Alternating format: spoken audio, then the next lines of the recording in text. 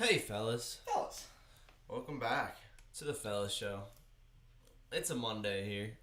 Start of a new week. July 26th. How you feeling? I'm feeling okay. Just kidding. I'm feeling A-okay. Oh. And then play the song. We're another week closer to football is all I care about. True. We're another weekend closer. And that's really the only thing on my mind at this moment because, it's football. And MLB just fucking blows ass right now. It is the worst sport in the history of sports right now. You have the Rockies beating the Dodgers like 9 times out of 10, so MLB's sick. Monday. What happened this weekend? We had fights. TJ Dillashaw. We did have won. fights, yeah. That was good. Olympics have been happening. I watched the men's 4x1 win last night. The U.S. Olympic swimming team. That's a big one. Michael Phelps was actually explaining that one. That was kind of interesting. He was in the booth for that race, and he was talking about how that race is super important for everyone because apparently it sets the tone going forward for the rest of the swimming events. Apparently it's a huge momentum boost. I guess it is the first one. I didn't really think about that in the Olympics of other events translating into other things. If you have multiple events, like momentum and stuff. Yeah. I never even thought about that. I don't know if... Let's see, because Hey man, if Michael Phelps says it's a momentum I don't know if boost, it's more of a talking point or a... If Michael Phelps says it, I listen. True. It was interesting though. The U.S. men's, the one guy almost left too early, on the relay exchange, and they showed Michael Phelps' live reaction to when it happened, and he's like, "Oh shit! Oh, I don't know! Oh, I don't know!" It was really funny. Olympics been going on. Some 13-year-old won gold. Some 15-year-old or whatever. Yes. Someone who's at a young age did a thing. Wow. So a 13-year-old Jeez. from Japan, in his home country, made history for a couple of reasons. First of all, this was in skateboarding, so we have the first ever Olympic skateboarding gold because this was the first year with skateboarding in the Olympics. Dude's also wait, never mind. You just not true. There was a second one. Okay, so there's two historic. First one's separate from the 13-year-old. Okay. We got the skateboarder. You know how to pronounce it. I'm gonna defer to you. I don't know how to pronounce that. I'm gonna say it's Yuto Horigami. Origami. Horigame. Yeah. Okay, go with that. First ever skateboarding winner from Japan, 22 years old. There was a guy from the U.S., Jagger Eaton. He won bronze. And who the guy from Brazil, Kevin Hoffler, won silver. Which is when I heard skateboarding was in the Olympics, first thing I thought was I don't know, it seemed like I didn't know it was so much a global thing. Yeah. I kind of thought it was more of a niche thing in a lot of sports. There's a lot. So, I learned a couple of years ago when they started talking about skateboarding being in the Olympics that the skateboarding community really, really doesn't enjoy the fact that it's in the Olympics. They're actually not happy. Yeah, they were. Well, yeah. Because they consider it I don't know, true skateboarders, I guess, or that community consider it an art form, and they don't want to be judged off of scoring kind of thing, which I guess you could say for a lot of different sports. I don't know. Bro, Yeah. do you want to know the truth, man? What? They're all. It's all those guys that are concerned with posers and stuff. Because, That makes bro, sense. what about the X Games? People love judging skateboarding. I know. That's what I would think too. I think it's a lot of guys who are like, nah, man, it can't be too mainstream, bro. I don't want it on the Olympics and getting medals. Yeah, you're probably right. Because they're all about that. Well, image. it's in the Olympics. But yeah, I think everyone who's clearly going is pretty happy about it. Everyone seemed to be having fun. It was pretty sick to watch. I watched some clips. Did you? Pretty intense. Pretty Pretty sick I saw stuff. one guy get smash his nutsack on a rail. I saw a highlight of that. That didn't look enjoyable at all. Imagine doing that in front of national television. Just absolutely slamming a pole between your legs. Yeah, that would. But That's about fuck the all worst these thing. other sports because all I want to talk about is football. Okay. I want to talk football. Deshaun Watson's leaving. Whether he's going to be in jail or not, I don't know, but he's leaving. I can't believe they'd open up trade negotiations. Unless they truly think he's going to jail. Hey, you know what? If I'm the Texans at this point, you also gotta be thinking the same thing. You're sitting here with this guy and like, okay, he either wants a trade or he's not gonna be able to be traded because he's going to jail. So you're like, all right, I'll hear your trade talks. Like, what do they have to lose by? Yeah. All right, well, listen, but just so you know, 5 early round picks and starters at a bare minimum. Hey, your Eagles. Your Eagles being are associated with one of 2 teams that can do that, I gotta say, It's gotta feel a little bit good. Just the fact that you're in contention. just because we have picks, now we have to get rid of them again. Yeah, but it's okay this time. It's for someone you actually know is gonna be good, not. Oh, let's waste a high round pick on Jalen Hurts and hope it pans out.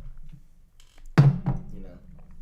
Yeah, but like that's a second rounder on a rookie. We're talking 5 early round. 5 dudes. I mean, look, if we do that, Deshaun Watson will be on a worse team than the Texans. 100%. If you take the Eagles' current roster and give us no picks for the next 3 years, what is that going to be? Because at that point, whole D-line's too old. Like, probably can't pay a couple of them. protect him though. They're not too bad. Have you watched the Eagles football? When they're healthy, they can. Yeah, I was gonna say when they're healthy. But then, they're all getting old. They all have riddled with injury. And we can't really old team. draft anyone. Every good player we have is old. I was gonna okay. That's the main thing. That's the main thing. Still, the receivers, we're still counting on a rookie and a bunch of practice squad guys, as usual. Yeah, I don't know if he wants to come here, man. Houston's not that bad.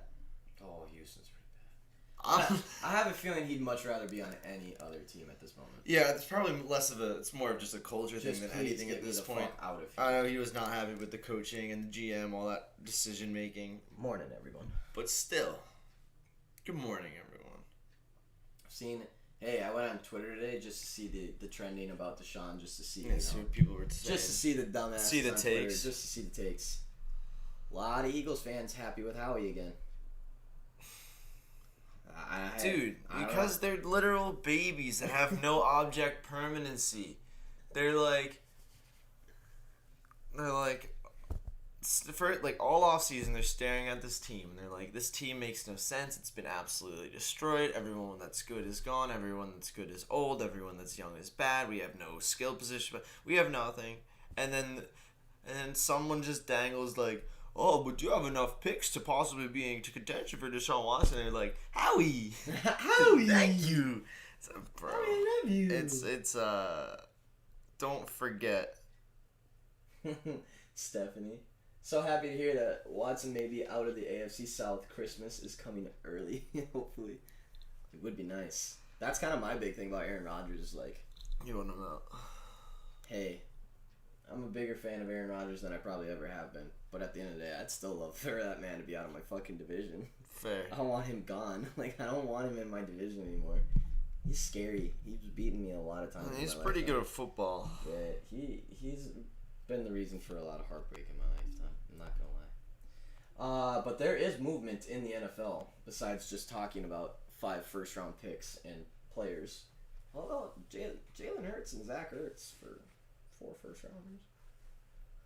Yeah, but that doesn't fit the bill. You need another first rounder, and one of those guys has to be a better player. I'm pretty sure. Just to kind of go across the league and what's been happening, Minnesota Vikings add D.D. Westbrook for a year. Nice. That's probably good. I don't know exactly why we do it. I feel like our wide receivers are good enough, but oh well. Chandler Jones is very unhappy about his contract, wants out of Arizona, which is interesting considering that's like got to be one of the best defensive players ahead this season after tearing his bicep last season. Yeah. He only played in, 5 games last year? Yeah.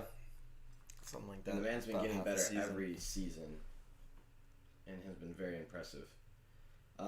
Saints get a new corner. Eagles get a new corner. Odell says they're going to the Super Bowl. All right, Odell, relax. Houston Texans get Anthony Miller in a trade. I thought that was a pretty good move. That is a good move. That's not bad. I don't know what they gave up for him. Probably just a late round pick, right? For Bears, to the Bears. Swapped late round picks for the trade. That's not bad. Hey, Anthony Miller for a couple late round swaps. I would take that. I wish we did that. I think he's kind of underrated, honestly. I agree. He's just had no one fucking throwing to him. Ever. Yeah. Let's see. There was a couple others I saw too. The Anthony. Oh, the Vikings guy who got shot reported to training camp, so that's good. The one who got shot. Oh yeah. The wrong place, wrong Yeah, time. yeah. The one guy shot 5 times. The guy. It's a really wrong place, That's man. a really wrong place at the really wrong time if you're getting shot 5 times on accident. There was one more I think I saw too. Oh yes, I wanted to talk about this since we were on our COVID grind last week. Ugh. The NFL has announced league-wide mandate that you will get fined $14,650 for any unvaccinated player violating COVID protocols. So it's like not wearing a mask, you can't be in certain places with the rest of the team in social settings or something or other if it's like too compact or whatever. No, in any setting, bro. Like you can't go to the cafeteria. You can't go in the weight room. You gotta be with 4 other unvaccinated individuals maximum. Unvaccinated players will be subject to a fine of 16 or 14.65. Yeah, I guess I actually thought they might do a bigger fine than that. They but- started this because Bruce Arians reported that he would fine a player $14,000 on the spot if they violated COVID protocols, and everyone's like, "Oh, Bruce is pushing to get everyone vaccinated," and he's like, "No, it was the NFL policy, you fucking idiots!" Like, Oh they really? just sent out a They thing. just. Everyone's like, Everyone thought there "Oh, was Bruce is Bruce. making his own fines, blah blah." He's Uh, like, no." He literally I was gonna say, like, can a coach do that? No, he apparently texts ESPN in 2 separate text messages and said NFL policy, league rules. He just said that after they assumed that it was his own fine. Like, no, ESPN, do your fucking homework. League spokesperson Brian McCarthy confirmed to ESPN that Arians was correct. I fucking hate. You'd hope so, I right? fucking hate some of these people, dude. You'd hope so. Arians said the Bucs will have close to 85% of players fully vaccinated by final cutdown. Some players have voiced resistance to vaccine. Leonard Fournette tweeted, Why tweet? Stop tweeting. Stop tweeting. I don't care what your stance is on the fucking vaccine. Stop tweeting. Tweets Thursday, vaccine, I can't do it. Why? Why, Fournette? Why? What is the point? What is the point of telling someone you got vaccinated? What is the point of telling someone that you won't get vaccinated? Besides just being a fucking asinine. I don't know, man. I think the players should talk about this stuff. Just shut up. No one cares. Stop tweeting. Dude, I think they're getting. I just want to know how this is productive in any way. Vaccine, I can't do it. It's not productive. Like, what was the accomplishment? What was your goal with that tweet? Dude. What was the goal? Ask that about any tweet. What was the fucking... Exactly. So stop tweeting dumbass things. I'm saying, man. DeAndre, don't go tweeting out that your future in the NFL is in question. I think you should. That's so dumb. Someone's got if like half the league is mad and nobody's saying anything, somebody's got to say something. Everyone's saying something. Everyone's saying something. But if the news is just Leonard Fournette saying 4 words, clearly not that many people are saying anything. They are, though. It's just the fact that it's Leonard Fournette and it's a name that we can all recognize. I heard a really smart take from Hasselbeck today. Or this morning. Yeah, but he's not a football player. He's not subject to these rules. Do you want to hear the hot take, or you just want to go? Mm-hmm. Okay. I'm just saying, like, Do you want to know the hot take? yeah, I'll first? take it. He was talking about how the NFL doesn't give a flying fuck about anyone being vaccinated, and how they only care about the 6 All-Stars on every team, and that's why when DeAndre and Leonard Fournette get announced, that it's a huge problem for the NFL more than the 85% of teams getting vaccinated. He's like, they don't care about the 85% number. Yeah. They care about the 6 players that are All-Stars on the team getting vaccinated, and that's why the DeAndre Hopkins thing is actually a big deal, because he's one of the 6 All-Stars on the team. They're like, they don't give a shit about the other 90 guys on this roster right now. They care about the 6 All-Stars getting vaccinated. Well, yeah, because they're the only that's guys. the biggest look for the NFL. And they're the only guys that won't get cut. Like, anyone who's in that other 85%, Yeah, they get, like, if they're being an ass about this, they're Just just buy. Yeah, because it's just not worth it. That's what I'm saying. Like, so that's why the guys who are in that percent, even if it's something stupid, if they feel away, they should say something. Because, I mean, you have a lot of former players, a lot more speaking out. Obviously, because the ramifications for them speaking out are way less than a guy on a team currently. But it's like, I don't know. I just heard when, like, Darius Butler, Yeah, I heard about that. long time D-back, was just, was on the Pat McAfee show, and he was talking, and he got into a bit of a spat, and he just basically said, he just tweeted, like, that the NFL is dead wrong about the policy, that it's not fair. It just is not. It's His take was really smart too. Yeah, his take was very smart. He was talking about keeping, or like players not putting things in their body. He's like, he's like, it's not the fact that it's a vaccine; it's the fact that like some of these guys count out every single gram of everything that they put in their body, and you think they just want to go and like get something injected that they don't know what it is. Like, right? Yeah, that makes a lot of sense. That was a huge part of it, and he also mentioned just the basically what it's all come back to is like the facade of it being a choice, it's obviously not, and it was interesting to hear him say something at the end. He was talking about how many people like DM'd him and texted him and like called him saying like thank you, like, yeah dude, like we can't say that right now, but like glad someone's saying it. Yeah. And he found, like, there's a report that was brought up by Pat, and then Darius Butler knew exactly what team they were talking about already. Oh, that's There was a report that 8 players on a team would 100% never get the vaccine, and 7 of them would be considered too good to be cut. So just like what you're talking about, with those 6-7 guys, there's one team where not a single one of those guys wants to. Now, what team that is, we can only speculate. We talked about it. One, it's a small market team. Yeah, it has to be. It's not a New York. Who knows, man? It's not a New York. It's not an LA. It's not a Philly. It's not a. It could be a Florida.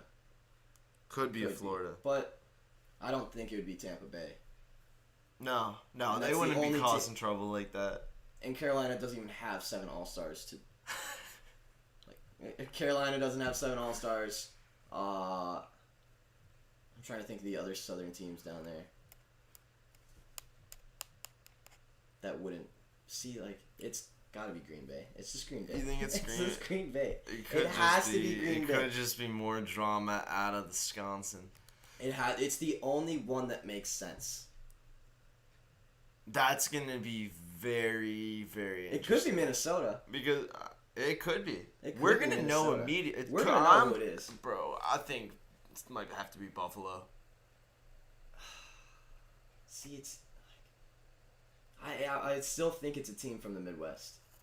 I think it's a team from a place where they're just because remember, Wisconsin's had their bars open for probably, and I know this because they had their bars open before people were even allowed outside in some states. Like, could be Dallas. It could be Dallas. It could be Dallas, but you would think Jerry Jones would be like, "Hey, fucking idiots!" Like, that was another thing Darius Butler said, that you'd be surprised that like the roles of the people who are also against getting it. He said like a lot of dudes from like a lot of political stances, from a lot of different backgrounds, and in different positions throughout the organization, whether it be coaches, even GMs and. I mean, you think about it. Each organization has 52 players. Another. And at this point, 50. Like 90 on the roster, right? Yeah. Well, 90 on. And then how many staff members do you suppose a team has? Probably good. 50. Yeah, I'd say at least 50 30. To 100. Yeah, at least 30 to 60. Yeah, something 50. Like that. And then the execs that also, because all tier 1 staff, all scouts, all like. Yep. So that's probably, give or take, just about 100 people that all come from different backgrounds. Yep.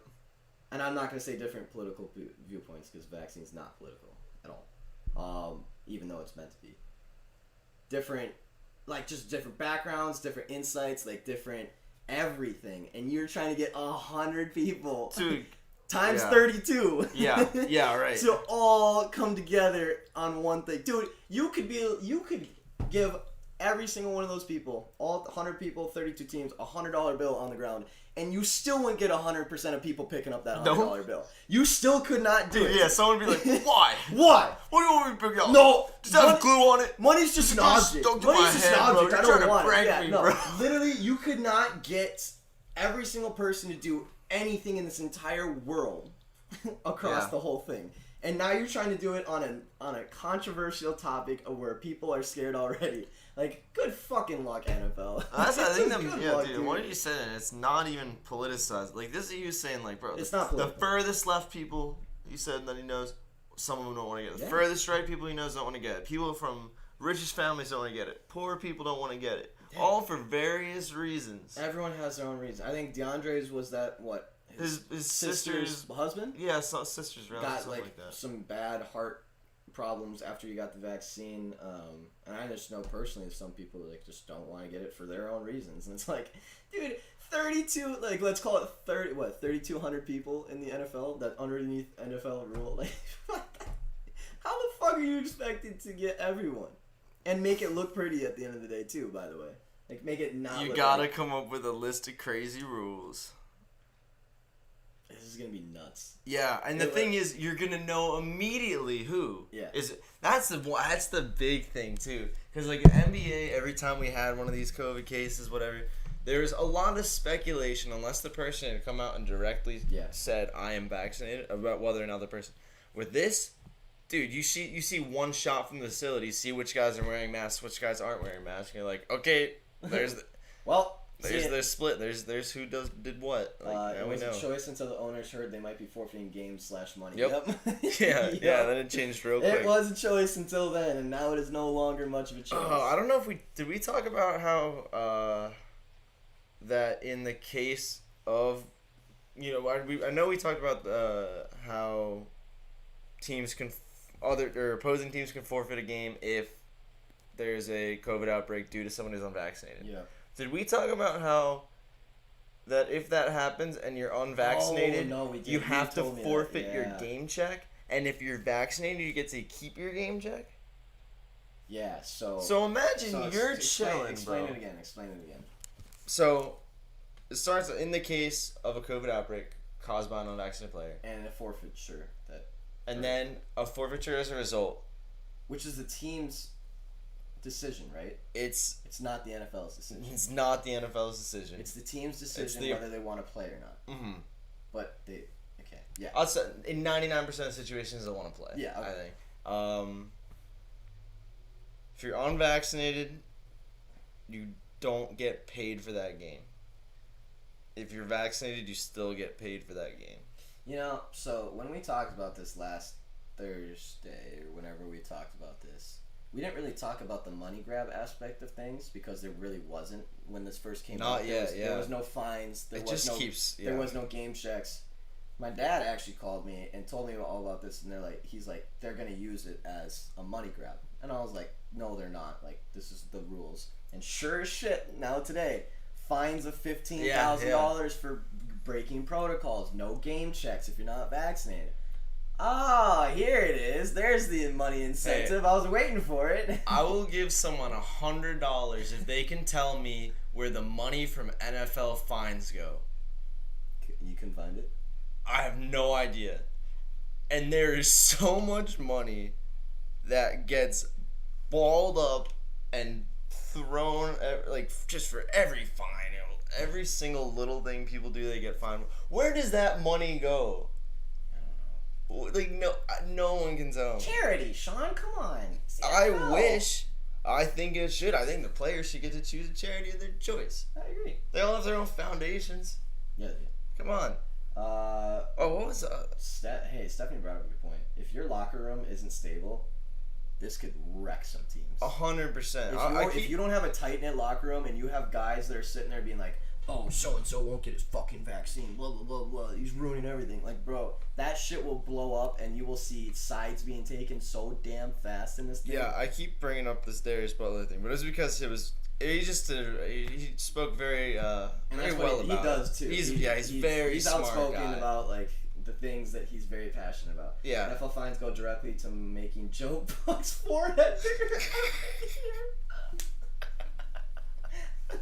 Dude, Dude, I don't know if it can get any bigger. This this dude's gonna die. Dude, those extensions are crazy expensive. I was trying to get that flat top, but just with my fucking forehead.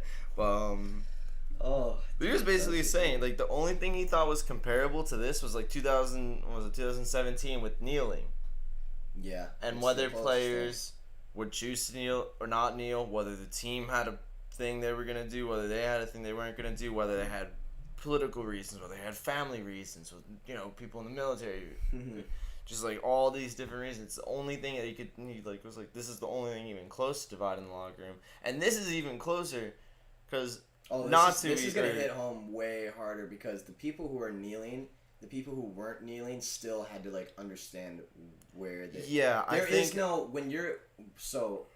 I think when you're in the NFL with the kneeling thing, even if you're on one polar opposite of the other, because you had guys who were in the Army, in the military, in the NFL, who like clearly were not okay with kneeling, but they even had conversations about it.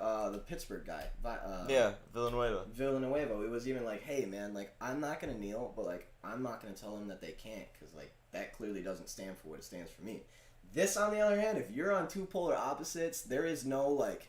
Well, and it's like you're an idiot for not getting the vaccine. You are an idiot for getting the vaccine. It's kind of ridiculous because the issue itself is so much less important than like what was being talked about with the kneeling. Yeah. The issue itself is so much different and so much like less important and like less real. It's just like at the end of the day, it's gonna be just a crazy thing we look back on. Yeah. But the stakes, for some reason, are dramatically higher. Are so high. Dramatically higher.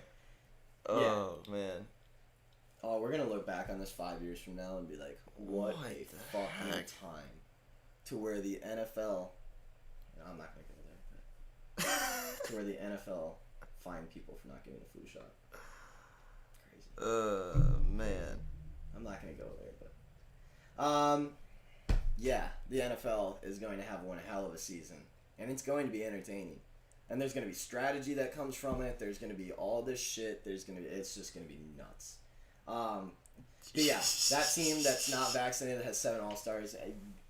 I am immediately. 80% sure it is the Green Bay Packers. You really think so? Devontae doesn't want it. Yeah.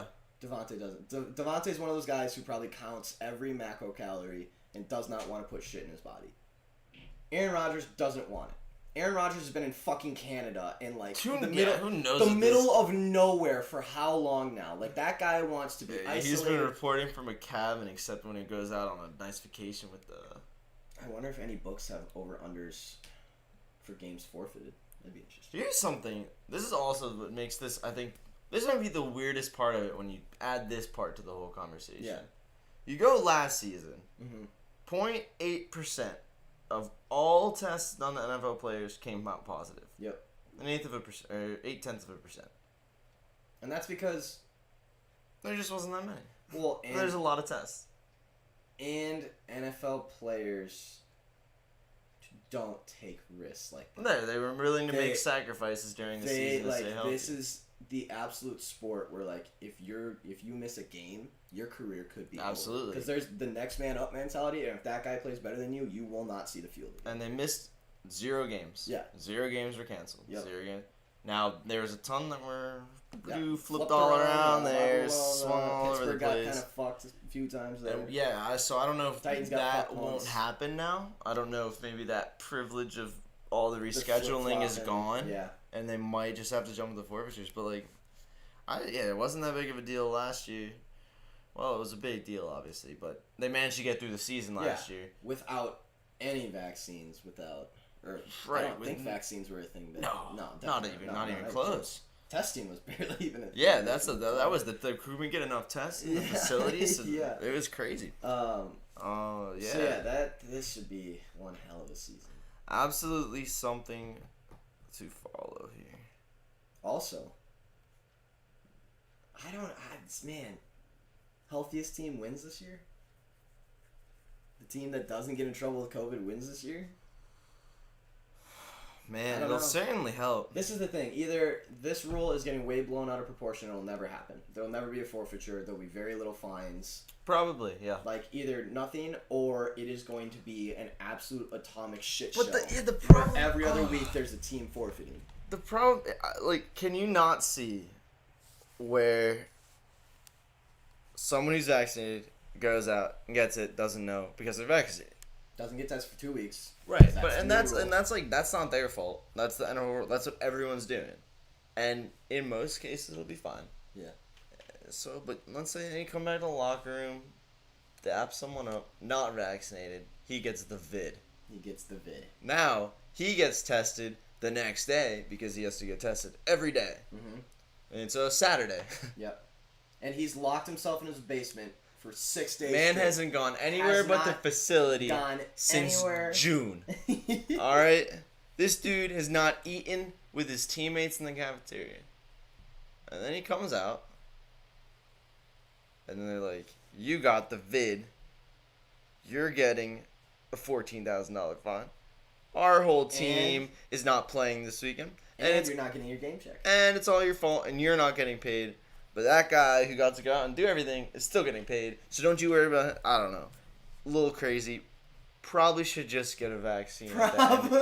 But, it seems like you're conceding on it because you're like, I know what you're doing, NFL, but you really should probably just get it. But at the It'd end be of the a lot day, your life will easier just for be you. so much easier as an NFL player. That's why, hey, these guys are sticking up and being like, no. I'm like, damn, they must have a serious reason for not getting it because their life would be 1,000,005 times easier if they did get it. Like, the NFL is literally saying, we will make your life a living hell if you do not get a vaccine. I mean, that's basically what they're saying. And still some players are like, okay, I'll fight you. Oh, good stuff. MLB people are moving. Yeah. They are moving. Getting to the deadline now. We're getting to the deadline, and people are moving. I've already seen Max Scherzer's name on about 4 different teams. I think I saw, was it the Padres? Padres got Adam Frazier, second baseman from the Pirates, All-Star. Wait, second baseman. I have seen on Twitter that the Yankees have every single player that's ever existed. That was actually a really funny tweet. Someone was like, just judging by Yankees Twitter today, Yankees have Chris Bryant, Max Scherzer, and all these names, and then Babe Ruth. And all these players, because apparently Yankees fans are just like, oh, we're gonna get this guy, oh, we're gonna get this guy, oh, we're gonna get this guy. Do you realize that their starting pitcher had a no-hitter through 8 innings yesterday, and the Red Sox came back and beat them 5-4 for the Dirty Sox plus 300 parlay? Ooh! Dirty Sox. White Sox at plus 130 was there. Oh, so good. Mwah. Thank you, Dirty Sox. That's crazy, Dan. It's live again. Why are these Dirty Sox? Back live. Yeah, I don't know if it ever died. Maybe I think it was just taking a nap. Yeah, I think so. What else do we have? I gotta we want to talk some Olympics? Yeah. First, we got a wacky situation in cycling. So, wait, what was that? What does the headline say? Go back up. So, okay, let me break it down. Whoa! Let me break it down for you. So, there's a bit of a backstory to it to make it make sense. But basically, the person who won the women's cycling race, women's road cycling, women's cycling road race. One of those combinations. One of those. Road, cycling, and race. Yeah, there's a whole bunch of those words. Yeah. Put it together. It's a sport in the Olympics and on the road. Got it. This person, Anna Kaisenhofer. She's from Austria. She's the only Austrian cyclist who went to the Olympics. She's, she's an Olympian level athlete. Not at all expected to win gold, at all. Okay. It's very tough to She hasn't been on a professional team since 2017. She's 30. This is her first Olympics at 30 years old. And since it's been 4 years since she's done professional cycling. She's a postdoctoral researcher in mathematics at the Swiss Federal Institute of Technology. Okay, so go on. What did she do? So she won the gold. Okay. She won the gold by 1 minute and 15 seconds. That's a long ways. 1 minute and 15 seconds behind her was the gold medal favorite, whose name was Annemiek van Vleuten of the Netherlands. 1 minute and 15 seconds later, thought she won gold. This other girl was so far out ahead, she comes across the line. Let's go! Let's go! That's second. That's second. No. Everyone was so... How did you not know you're trailing the whole fucking race? She was such an underdog that no one knew. That She people just that broke finished away? in 10th and 11 came over and congratulated the person who got second for winning. No, just nobody could have possibly thought. She just went take off. off the She just beginning? went off. Yeah, it She seemed just like took off, and everyone kind of forgot that she just took off the beginning. It looked like it was basically a group of 3 took out big lead out, and she just kept fucking gapped them. Absolutely That's gapped them. crazy. That's insane to me. That as someone who does this for a professional sport, their life, wouldn't someone along the way wouldn't be like, you need to speed up. She's a fucking minute ahead of you.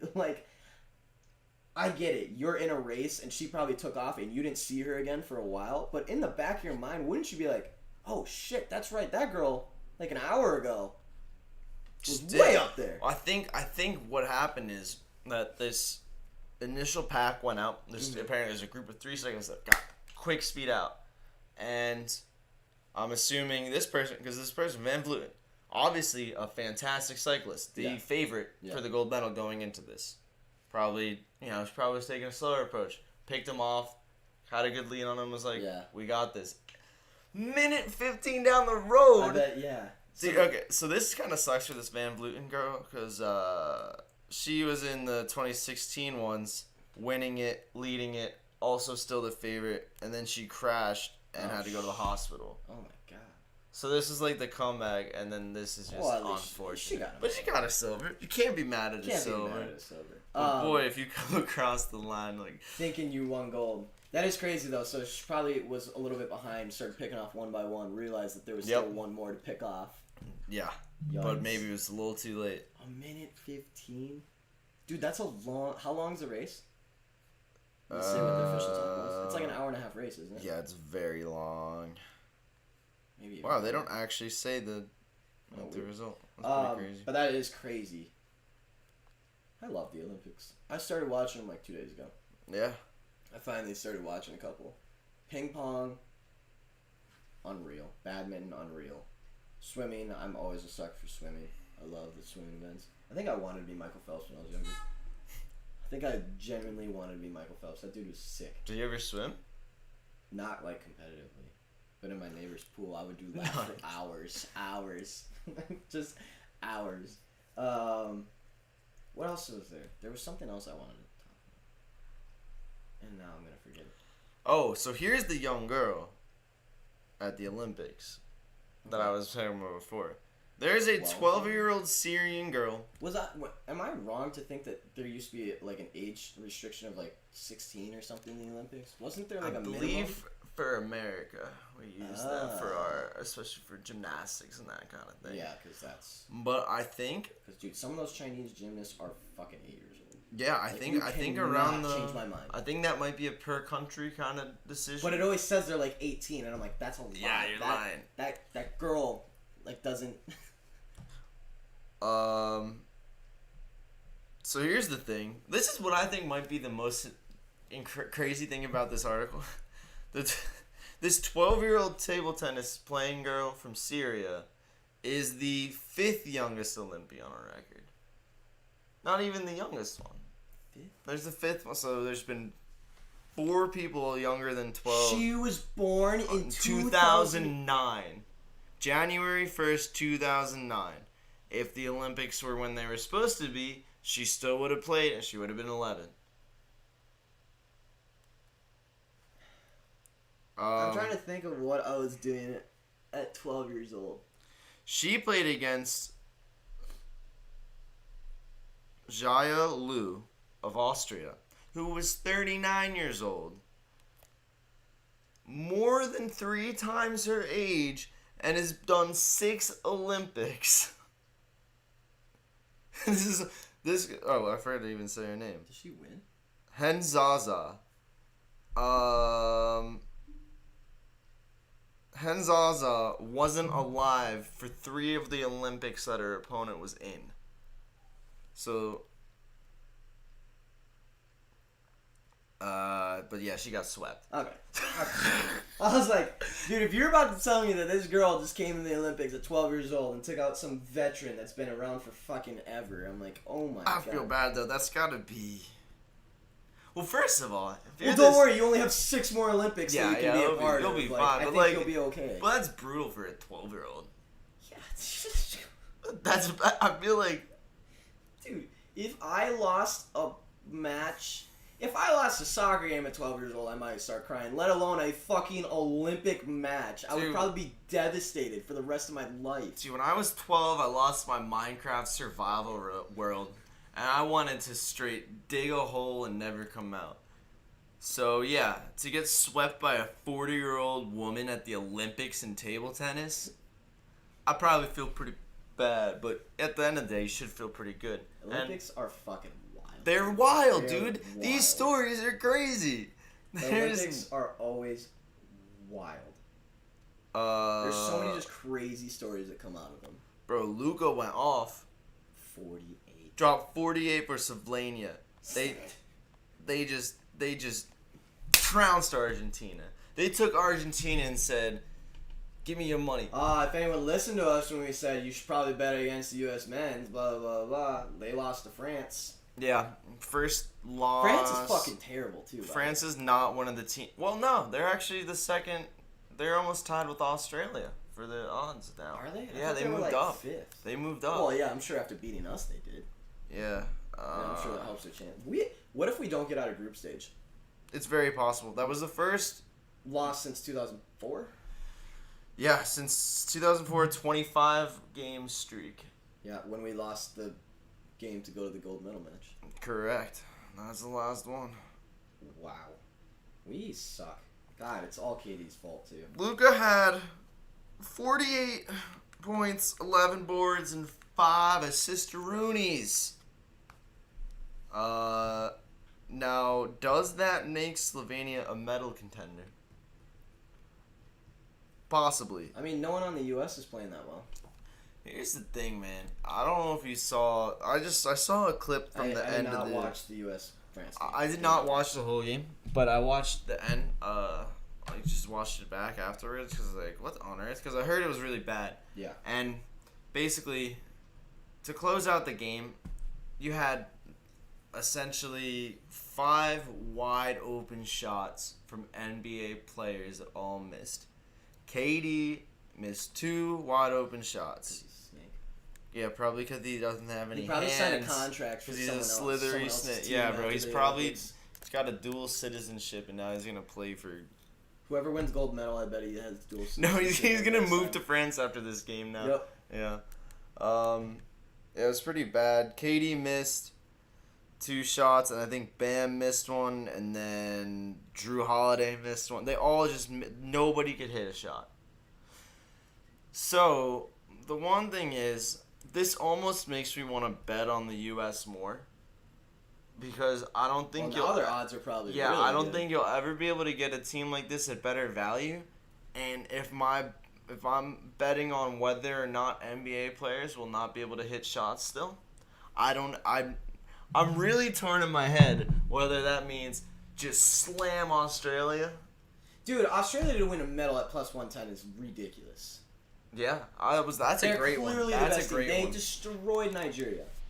Well, they're at They least picked one of them up the and slammed they're them at on least the one head. of the 3 best teams. Like, Yeah. you don't even have to be the best. No. That's crazy. And with U.S. struggling, like, easily. Yeah. Easily Yeah. Australia takes a medal. Oh, come on. Uh-oh. Spam? Do we want to find out? Yeah. See if your warranty's gone. Hello?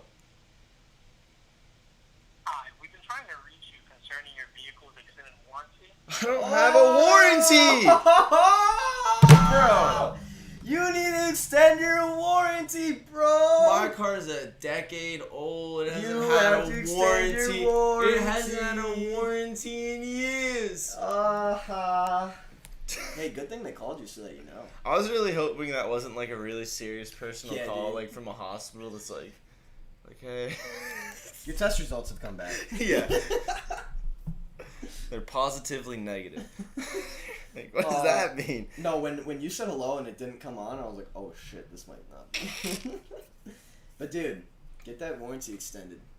Good thing they called you to It remind does you. not. What would have happened if they didn't call you and your warranty would have expired? without- Oh without you no! I'd probably have to pay for repairs. knowing? Jeez. Not to bring this back to COVID, but I don't think we really talked about But everything does, it. doesn't Yeah, it? true. I don't think we really talked about the fact that the Vikings assistant coach quit because of. Oh yeah, we COVID. didn't talk about that. Minnesota Vikings offensive line coach / some other coach. Hang on, let me get his name. I know the name. Dennison, I think. Let me find the article so I'm not just saying things. Okay, can't find the article. Anyways, Dennison, I believe. He is a Tier 1 staff member, as all Tier 1 staff members in the NFL have to have the COVID vaccine. That's scouts, execs, coaches, Anyone that's with the equipment- team on a daily basis. equipment, man, Yeah. like everyone, every single person. Now remember, you can get out of the vaccine for a religious or a health reason, which I kind of figured if this did happen, someone would be like, "Yeah, I'm Catholic. Like, I'm extremely Catholic. I don't want the vaccine," or whatever. Like whatever religions don't want the vaccine, because I think there's a lot out there. Yeah, I'd assume there's. I'd assume there's quite a few. Yeah. I'm surprised someone would just be like, "Oh, I'm not doing it. Like, it's not the right thing." But I'm surprised someone in his position, who's a very good assistant coach, True. wouldn't be like, "Yeah, it's my religion." But apparently they couldn't prove anything, so he quit. Or he resigned. Yeah. Which I don't know why you wouldn't just let yourself get fired. Collect Collect a little unemployment, I guess. I don't know. Yeah, I guess. Would you get Maybe it's a, protect his name. I'm sure, based just judged on the way everything's been handled, I'm sure there's something where you won't get your like Something, severance yeah, or anything yeah. like that. If it, you know. There is, I mean, I know Minnesota has a small market team. I know the culture in Minnesota is not. No one really wants the vaccine. People are like, "Oh, I'll get it just to make my life easier," but really, no one wants to get it. So I'm guessing that, this was like a, "Hey, if you want to resign, like, we don't want to fire you. Like, we don't want to fire you for this if you want to resign." Also, there's a Patriots coach, which did not get announced at all, and I don't know No, why. I there didn't wasn't hear about this. Yeah, until there you wasn't a mentioned story at all. Popovich, who's apparently related to Greg Popovich, even though they've never met each other. That was in the article I read. He's along the same lines. He doesn't want to get his. He has no excuse not to, so he has to step away from the team this season as well. I'm wondering if you don't get fired, you can come back the next season or something along those lines. Perhaps. Because we're just I could see that. all we're doing is promoting the guy that was underneath him. So I'm wondering if for this season, while the rules are the way they are, he's not there and then he comes back next season kind of. Yeah, I Maybe can we see actually that. That maybe kinda he's makes actually sense. gone from us. I don't know how it all works. But these are the first coaches to leave their organizations due to the COVID vaccine. That'll be the last. And again, not my place. I don't know the reasons that you have to not or not get it. But I'm thinking, if you're an NFL assistant head coach or assistant coach, offensive line coach, he's been around. I looked at his tenure. He's 63. He's been around the league for 30 years. He's worked with Kubiak his whole life. Like he's Yeah. been on teams. Why wouldn't you just like? It's to literally like your job. Like you know how long he probably worked for that NFL job. Like how many positions he probably had to take to get to that job. Oh To yeah. be an NFL assistant coach. It's a long ladder. And I get it. Everyone's got their own reasons. But all you had to do is take a COVID vaccine and you kept your job. And I will say, and Like that job has to be so. There's so many coaches in the world that would kill for that job. And like I Yeah, get it, oh, you got your 100%, reasons not to 100%. do it. But man, at the end of the day, wouldn't your life just be easier to get that COVID vaccine Right, so you right. can keep your job? you can keep, and it's a lot easier with this with a dude who's like there's like an adult guy who's just a coach. He's 60 Not just a coach, but like One, he's 63. right. So like you're up already into the more dangerous, At risk, risk, whatever you want to call it. So like maybe it's a good But yeah, idea. that it's you get it. to me it's a lot different than a professional athlete who's 26 and is one of the healthiest people in the world. Yeah. Who's Yeah, no, young and like probably okay. I- Like with this guy, I could see maybe you want to get it, but you can't just say like everyone should also have the choice still. But man, yeah, if you're an offensive line coach in the NFL and your entire job relies on you getting the thing. Yeah. And like just personally, like I'm under the impression that like let's get vaccinated so that this thing just goes the fuck away. Even though we know that that's not how it works. Yeah. But like again, players like I don't see. I mean, I do see a reason for COVID vaccine, but like those are those are the last people in this country that need that fucking vaccine. Like, let's be honest. These guys are finely tuned machines that all day long, all year long, their whole life has just been dedicated to making their body a fucking temple and being the most athletic, healthy, most ferocious human being on planet Earth. And these are the guys that we're worried about. Like, I don't know. And it goes back to the Darius Butler thing because I didn't think about it like that. Like, these guys know every single gram of everything that they put into their body. And I think he's like, you got the people who care about their body, and you got the people who, like, idolize their body. Yeah. Like, there are the people that just go nuts and above and beyond. Like, hey, if I'm one of those guys, I'm probably being like, yeah, I don't want to put shit in my body that I don't know exactly what it is. And yeah, I just think the biggest thing is the labeling of everyone based on whatever choice they make. Yeah, I know. Someone who's not It's- getting this vaccine is not an anti-vaxxer. Like, an anti-vaxxer is not someone that has all of their shots Yes. Yeah, an and has anti-vaxxer- not gotten this in the first, 3 months of An yeah. anti-vaxxer literally thinks that if you get this vaccine, you'll grow a wing or you'll get autism or something. Like, that's Yeah. anti-vaxxers. It's not guys worrying about their health because they don't know exactly And what they're like, putting into their dude, body. I Like, don't not think what it it's is. ridiculous to worry about your health. No. I don't think it. I think for every like This thing's been around for, everything, like, 4 for every months. report you hear about like the Delta variant, killing someone or doing something crazy, like I feel like you hear about some pretty crazy things about people after they get the vaccines too. Sometimes Yeah, there's been a yeah, couple that have everyone's been a little concerning, Yeah. and it's like at least worthy enough to stop and go, huh? If you were an NFL player that literally cannot risk missing one game, Right, it would makes be you something go, like, huh? I'm gonna Let think me about this. think about Now, a 63-year-old coaching member, Right. who's going to lose his job if he doesn't, do Right. it, that one I don't understand. That Right. one is like, dude, there was an easier solution to this, and you just picked the wrong. Like, sorry. it. You gotta I get be. I get it. Everyone has their reason, but like, I don't care what your reason is. I still don't think it's enough You to gotta- throw away that Yeah, job. you gotta be who you can afford to be. And like I said, I That's don't what know they say. if this is like a 1-year thing where like, hey, take this year off, we'll bring you back next Yeah, season. it could Once- be. once I didn't the think rules- about it, but it Once could the be. rules are a little different, because that's kind of what they made the Patriots one sound like. I think that's maybe that's not the case for the Minnesota one, but maybe that's the Patriots one. Maybe that's why it didn't get the headlines. It's because it literally was like, he won't be with the team this season. Not like, oh, he's gone from the team. was just like, oh, he's not going to be there this season. So, I don't know. That's interesting though, man. Just like if you have a part-time job that's like get vaccinated, otherwise we're not gonna pay you. Yeah, sure, you can quit that if you want, but an NFL assistant coaching position that is probably the most sought after coaching position, like top 5 in the entire like. Hey man, I would have gotten the vaccine. Sorry. You're telling me I can make 6+ figures and have a very prestigious job, or I can be unemployed. Then again, it's like, hey, if you've been coaching that long, yeah, maybe he's probably have a good bank account. Maybe he's just done. What is he? What do you say? 63. All right, so he's almost at 65. He's been coaching for. He's almost at years. retire. He's almost getting that. Yeah, so maybe he's just done. He's like, dude, I'm not dealing with this. I can definitely see. And there honestly might be more of that coming out, where coaches just like, I don't want to I don't want to be around here this season. Yeah, that's just too much. Like players, coaches, execs, just like, I don't want to deal with this season. I'm gonna take a season off because like I can't. Like this is just gonna be a shit show. I have something more important to talk about. Yay. Something way more important.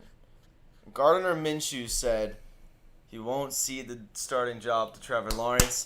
Number 2 is not an option. Attaboy Gardner. I agree. Dang right. Everyone just acts like Trevor Lawrence is the fucking holy child that just is gonna walk in the NFL and be. But as the good thing as is, shit. Like, the holy child is already here, and he has a mullet. He has a goatee. Exactly. And he likes drinking beers. And his name's Gardner freaking Minshew. I'm on a huge Gardner Minshew train right now because I think Trevor Lawrence is not going to be what everyone thinks he is. I really do.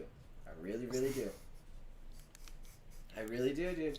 He's played on the best team every year. Gardner was 1-7 last year. He's young though. Give him some time. He is young. Give him an adequate team. Yeah, before the Eagles got Joe Elite Dragon Flacco and Nicky Mullins, I was saying we should make a move for Gardner. I thought he was a great young guy to bring in to see what he's got left in him, see what he's got to offer. His rookie year was solid. Only started 12 games, had 21 tuds within it. That was pretty solid. Give him a good season. team. Give him a team. Give him some faith. He's played 20 games in his career. Yeah, exactly. Like, it's not had. Let's see it. Let's see what he's got. So he's been a questionable backup for half of those two. But here's the thing. Number 2 is an option for Gardner, unfortunately. Yeah, it is. Even if you can't feel that way in your heart as an NFL quarterback. You gotta really believe you can start. But yeah, T-Law's coming for your ass, Gardner. Bro. And I hope Gardner wins it, and I hope I prove everyone wrong by being the one guy who's like, Trevor Lawrence is not going to be good in the NFL. Sorry, not good. He's going to be an average quarterback in the NFL. He's not going to be anything special. Yeah, but have you seen his hair? Yeah, I know. Train with the Bears and compete with Dalton. And Justin. That'd be quite a three-way. That'd be a hell of a three-way battle there. That would be interesting, though. Justin Fields has to start this season. He won't start the season, but I think he's going to play most of the games. I think Andy gets like 4. I just don't know why you'd have Andy Dalton in there. Like, dude, get Justin Fields as many reps as fucking possible. Nah, man. If you people can don't protect do him. things. If you can It's the protect him. Chicago Bears. If you can protect him. I think they're gonna go 4 weeks with Andy, just see what he can do, and if he wins, they'll probably let him go, and if not, kick him to the curb. Braxton's being an idiot. I'm sure he's in class right now, so he can't hear us, so I can talk all the shit I want. Braxton, you're a fucking dweeb. I'm sure great discussion is going on. Maybe Eric's telling a cool tale of his time in Japan. Either way, I'm getting a new driver's license soon, and I'm stressed about what to put as my height. What does your driver's license say? And what's your actual height? 6 foot, and I'm 6'1". But that's because I was 16 when I got it. Oh shit! See, we have to renew ours at 21, so. I didn't renew my height though. Weirdly enough. Oh. Like they didn't. They just took a picture of me. I renewed mine. Actually, on my 16-year-old driver's license, I might have put 5'10". No, my 18-year-old, I put my 21. No, I did definitely change it when I turned 21. Yeah, bro, I have the opposite. I'm actually taller than what mine says. Damn, I'm like 5'9" on a good day. If I wake up in the morning, if and I- then at the if night, I- at night if you're I- 5'8". If I wake up like feeling real and I do a couple stretches, I'm definitely 5'9". Like I hit it, but I'm just saying, like, dude, if you pull me over and you need to check my height, I definitely have shoes on, so I'm definitely 5'10". Like, come on. This is my advice, Braxton. Also, 5'10" sounds so much better. Than It does. 5'9". Double digit makes it Dude, feel it big. just makes it, yeah. Here's my advice, Braxton. I'd say round up. So what is that for him? Like 5'6"? Round up, yeah. So if he's 5'5" and 3/4, Yeah. we'll give him 5'6" and then add an inch. Do 5'7". All right. So yeah. That's what I wish I did. That's kind of what I did. I was like, Actually, that is what I did. I was like 6 1/4. I should have rounded up to 6'1" and then gave myself the 2. Because I'm like realistically 5'8.5". But like I said, if I do a couple stretches, you know, my knees are bad. That's why. Oh, I don't bro. got a lot of cartilage in my knees, so like that shrinks Yeah, it down a little you're bit. gonna need I'm that. definitely like 5'9" if I stretch. And then you just gotta add that inch, cause like shoes, dude. Like you go to a bar, they check your ID. Like, dude, I got shoes on. Like I'm 5'10", every time. Dude, something about. I am sure great discussion is going on. Maybe Eric is telling a cool tale of his time in Japan. Either way, I'm very stressed. All right, let's kick it to a break. We got MLB bets to go on. We can talk about other shit Hey, too. We can I'm talk proud about of you, futures. Braxton. I can't wait for you to drive. Oh, Stephanie just got her COVID shot. 1 or 2, Stephanie? I just got my second one. Yeah, what, 3 days ago, 4 yeah, days ago. yeah. How you feeling? I didn't even. You seem fine. I seemed fine. I mean, my arm was. You're really on the sore. show. My arm was really sore the first day. Or Yeah. Like, no, the first shot, my arm was pretty sore. It wasn't that sore the second time. And then I was on the show. I just had like headaches and I was tired that day. That's right. It was just like headaches. I thought it was because of my caffeine thing, but it actually wasn't. It was just headaches. But it was actually not bad. I was surprised. Because I'm normally one of those people who, like, when they get sick, I just, like... Yeah, you die. Sean remembers when I had COVID back in He the just, day. yeah, he just goes. I died. I literally died. I didn't hear from the dude for like 10 days. I was just like, guys, something happened to me. I came back from Vegas and got COVID, like, right when the world was shutting down. Yeah. Remember? We took that trip, me and my buddies, a week before the world shut down. I remember being in the airport, watching the news, and seeing that the first case in New York City had just gotten announced. We're like, oh, shit. Wonder if this is going to be a thing. Like, I wonder Yeah. what's going to happen. Got back from Vegas 3 days later, world shut down. 3 days after that, I am fucking dead in my bed for 3 days. Like, cannot move. It was a fun You time. really were I was so incapacitated, as they say.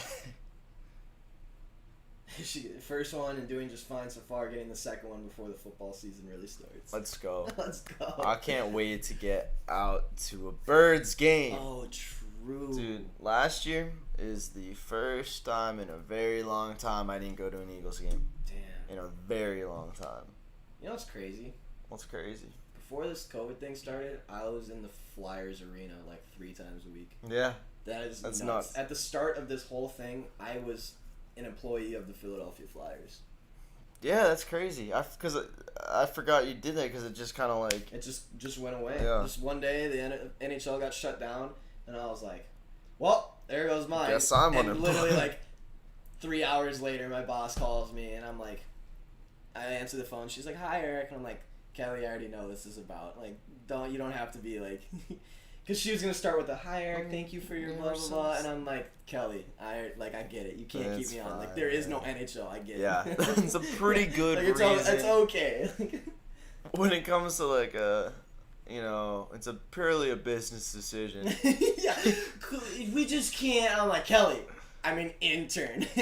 COVID just ransacked the world. Like, There is no more Flyers. there is no more Flyers. No, I love that organization. No, that was a sad time. That was a great organization. But then I started Fellas. We started. Yeah, Fellas true. first That year. did come as a direct result. That was literally a direct result of my ending of the time with the Flyers. But anyways, God, that was so cool. They were gonna let us come to every playoff game in the Stanley Cup too. That'd been So sweet. bad. And they were like the hottest team at the time. Too. I They were know. they were first in the Metropolitan. Ugh, it was gonna be great. Anyways, let's kick it to a break. Bets when we come back. Smaller MLB slate today. Maybe we'll get through it a little bit quicker and talk about something on the other side. I know. I feel like we're on a bit of a on a bit bit of a roll one. today. We're not quite on one, but we're on a bit of a one. By the way, before you kick it out, just Yeah. so everyone knows how things are gonna work here for a little bit. We'll have a show this week. Next week the show will be in flux a little bit. I'll be gone. Yeah. I'll be in the middle of fucking nowhere again for my last set of traveling for a long ass time. No more traveling. We'll do the show maybe a couple times. We can get Tech maybe on, or a couple people. Maybe there'll be shortened shows that week. In the following week, probably have the show done like how it used to be on cameras for the first part of it. Just because I'll still probably be out. Yeah. And then when I come back, everything's gonna be here. The studio's gonna be here. Football's gonna be started. Preseason football will be started, and it is going to be one hell of a time. I'm gonna just lay on this couch and Eric's gone and pretend you're my collective therapist. Good. Just like, That's what I like to hear. I feel like people would tune into that live stream. Which one? The Sunday one? Oh, the Just some a random guy just talking about all of his problems. Yeah, that's kind of what we do on here, anyways. Sometimes, man, we're really in our feels. All right, just so you guys know, that's how the next couple weeks are gonna look. And then when we're back, it is going to be hit the ground fucking running. Who knows, bro? Who knows who could be coming onto this couch? True. It's gonna be Sunday streams. It's gonna be. Yeah. Oh, I'm so excited. Braxton for surprise co-host while Eric is gone. Please fucking no. Oh, dude, it'd be electric. It would be electric. All right, let's kick it to bets. See you on the other side. Alrighty. We'll be right back.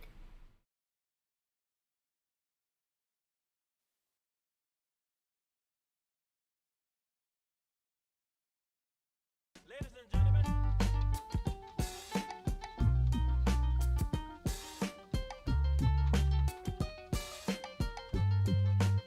Fire.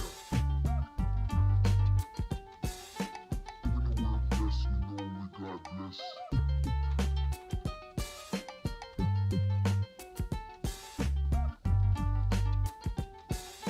When the world bless, you know we God bless. When the world bless, you know we God bless. When the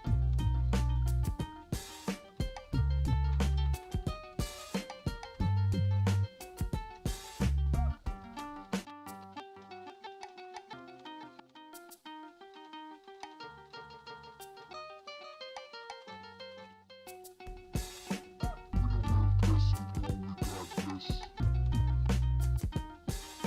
When the world bless, you know we God bless.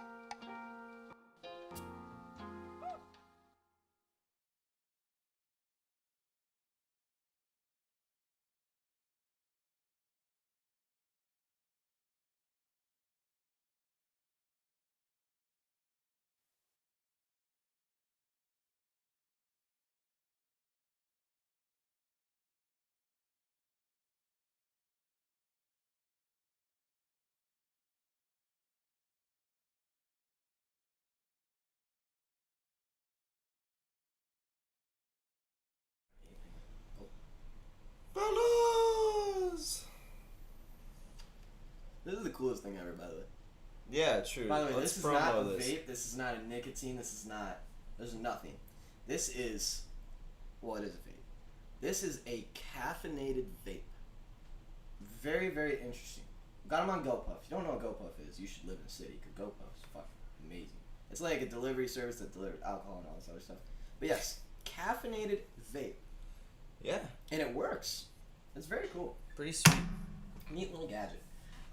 Anyways, we're back on the other side. It's betting time. Oh yeah, Cam knows GoPuff. GoPuff is the GOAT, Cam. absolutely. GoPuff is the greatest thing ever. Hang on. I need to let the fellas know on Twitter that we're starting the bets. Quote tweet. Bets. Money. Money. See, that's an open-ended mystery one. When I just go on Twitter and say bets, people are like, "Oh, click, Yeah, true. you watch." No, I'm just kidding. But yes, let's start the MLB slate today. MLB has been trash lately, by the way. They usually Little have bit. the Rockies beating the Dodgers, the Pirates beating the fucking Giants. We have Red Sox coming from behind in the ninth inning on a no-hitter. We have, even though we're on the right side of that, so I'm not like. We have Tariq Skubal letting up 6 runs in the first inning, and Lynch not letting up any runs for the first time in his entire fucking career. We just have things going on that I don't like. Oh, well, Oh yeah, I'm trying to. what is it? I'm trying to make it so you can see the bets at the bottom. Oh. I missed that. Yeah, that was kind of nice. Anyways, let's get into the slate today, even though MLB is fucking off. Hey, how about that Dirty Sox parlay yesterday, though, huh? That was a hell of a call to take it out for a plus 290, like 3. Oh, Crazy. who I does can't that? imagine. Who does that? All right, let's get into the first game of the day. It's at 5:10 today. We have Atlanta Braves on the road at the New York Mets. This is gonna be interesting after this trade deadline because there's a lot of fucking people. Dick Mountain went to New York Mets, by the way. Went from Tampa Bay to New York Mets. He threw in his debut yesterday. He's climbing And the he won. mountain. He won. They won 5-4. Anyways, first game of the day, Braves at Mets. It looks like the Mets are getting minus 154 at home. Braves about plus 140 on the road. And then the Mets are getting 66% of tickets, 69% of money. Nice. Let's go through starting pitchers. We got Muller versus Stroman. Take a little deep dive into Stroman. Pretty solid pitcher. 2.58 ERA with a 1.08 WHIP. Let me get into his home and away stats. I just want to see his game log real quick. Pretty solid. Looks like he's been going 5 to 8 innings quite consistently lately. Gives up 3.320 in his last 4, so we can probably good for 1 or 2, but not much more. He's been pretty consistent. It looks like he hasn't blown up any games this season. So Muller, on the other hand, we have a 3.2 ERA with a 1.17 WHIP. So stats off the surface are a little bit less. He goes for slightly less innings, normally like 4 or 5. But another solid pitcher. The most he's ever given up is 3. So solid pitcher, but he's only had 19 innings, so not a huge sample size to take from. Let's go into how they do home and away real quick. Looks like Kyle Muller does just fine on the road, 1 flat ERA, but again, this is only 19 innings, so he probably only has like 10 innings on the road. On-base percentage of 180 with a WHIP of .67. Stroman is basically the same pitcher at home than he is on his consistent all-season everything. Do we just click off? No. Anyways, I don't know if I necessarily have a play for this game. I don't think Stroman will get touched up too bad. This is a doubleheader. The over/under is set at 6.5. I think Atlanta at plus 135 is a little high. I don't think the Mets should be at minus 155 at all. But again, I don't think the value is quite good enough to lay it, especially on a 7-inning game on a doubleheader. You know, these are normally pretty ugly and they get a little messy. So yeah, no. Come on, just avoid that. Just avoid that one. I don't like that one. Second game of the day at 7:05. We have the Washington Nationals at the Philadelphia Phillies. We have Joe Ross on the mound for the Nationals and Spencer Howard on the mound for the Phillies. Let's see what we're getting for tickets here. We are getting, let's see, Phillies at minus 115 at home, Nationals plus 102 on the road, and then the Phillies at 63% of tickets and 81% of money. Is this, hello? Yeah, you're good. Hello? That's not. It's not there. Don't No, worry. no, man. I was reading the green thing, and when I was talking, it wasn't. You see, I was like, Oh, the circle one. yeah. Yeah. We're good. Okay. And then Philly's getting 63% of tickets, 81% of money. So that Philly's getting stacked on a little bit today, and I'm not sure why. Spencer Howard's on the mound. However, Spencer Howard's only pitched for 24 innings this season. Looks like he goes anywhere from 1 to 4 innings, depending on how he's doing.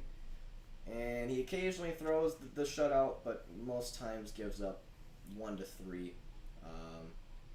Now, I would like to see how he performs at home, because I'm guessing it might be different. Joe Ross, on the other hand, is 87 innings underneath his belt. He has pitched very well all season long, but occasionally comes out and just kind of gets shelled around. His last 2 starts also hasn't gone great, even though it was against Tampa Bay and the Dodgers, so like kind of expected. He went 6 innings for both, only gave up 2 and 3 home earned runs, and got 7 and 11 strikeouts. Wow. So Joe Ross is very solid. I don't know why Washington's not favored here. The lineup could be Schwarber. Yeah, I mean, they got injuries, but I don't know, man. Let me see how pitchers do home versus away. That might be interesting. Joe Ross on the road is actually a better pitcher than he is on the season. On base percentage does go up a little bit. Whip does go up a little bit. However, his ERA drops slightly. Spencer Howard is a very solid pitcher at home with a 2.7 ERA. On base percentage of 3.30 and a whip of 1.2. I don't understand this line. I honestly think the Nationals win this game. I'm going to check their game log real quick. They have lost their last 4. 3 of them were Baltimore. So their bats kind of cooled down after that Miami series and the Padres series. However, it's not like the Phillies are anything special. They've won 5 of their last 10. They split the series with Atlanta Braves, so it's not anything special. They lost both games to the Yankees, and then they beat up a little bit on the Marlins at home. I think Nationals, man. I think the Nationals win this game. I know they're in a little selling phase right now. Hey. With going out with Scherzer, but like we still got another day of trade deadline. And plus odds, man. Yeah. I don't see any reason why it's not. When the Nationals have a better pitcher on the mound and getting plus money, and it's the Philadelphia Phillies of all things, who I might add are getting 63% of tickets and 81% of money. I think that's 3 that point to say the Nationals should be winning this game. I agree. I wish the over-under was set a little bit lower so we could get Nationals team total over, so we don't have to bank on them winning. However, I still think they win this game. All right, so we found one. Nationals start out the day. Next game of the day, it looks like we got the first leg of the Dirty Sox parlay, the Boston Red Sox. I do not see a pitcher. Do you see a pitcher listed for Toronto? Toronto is getting plus 125 on the road. Boston minus 145 at home. Nick Pivetta on the mound for Boston, but I do not see a pitcher for Toronto yet. I'm seeing Hatch. T. Hatch.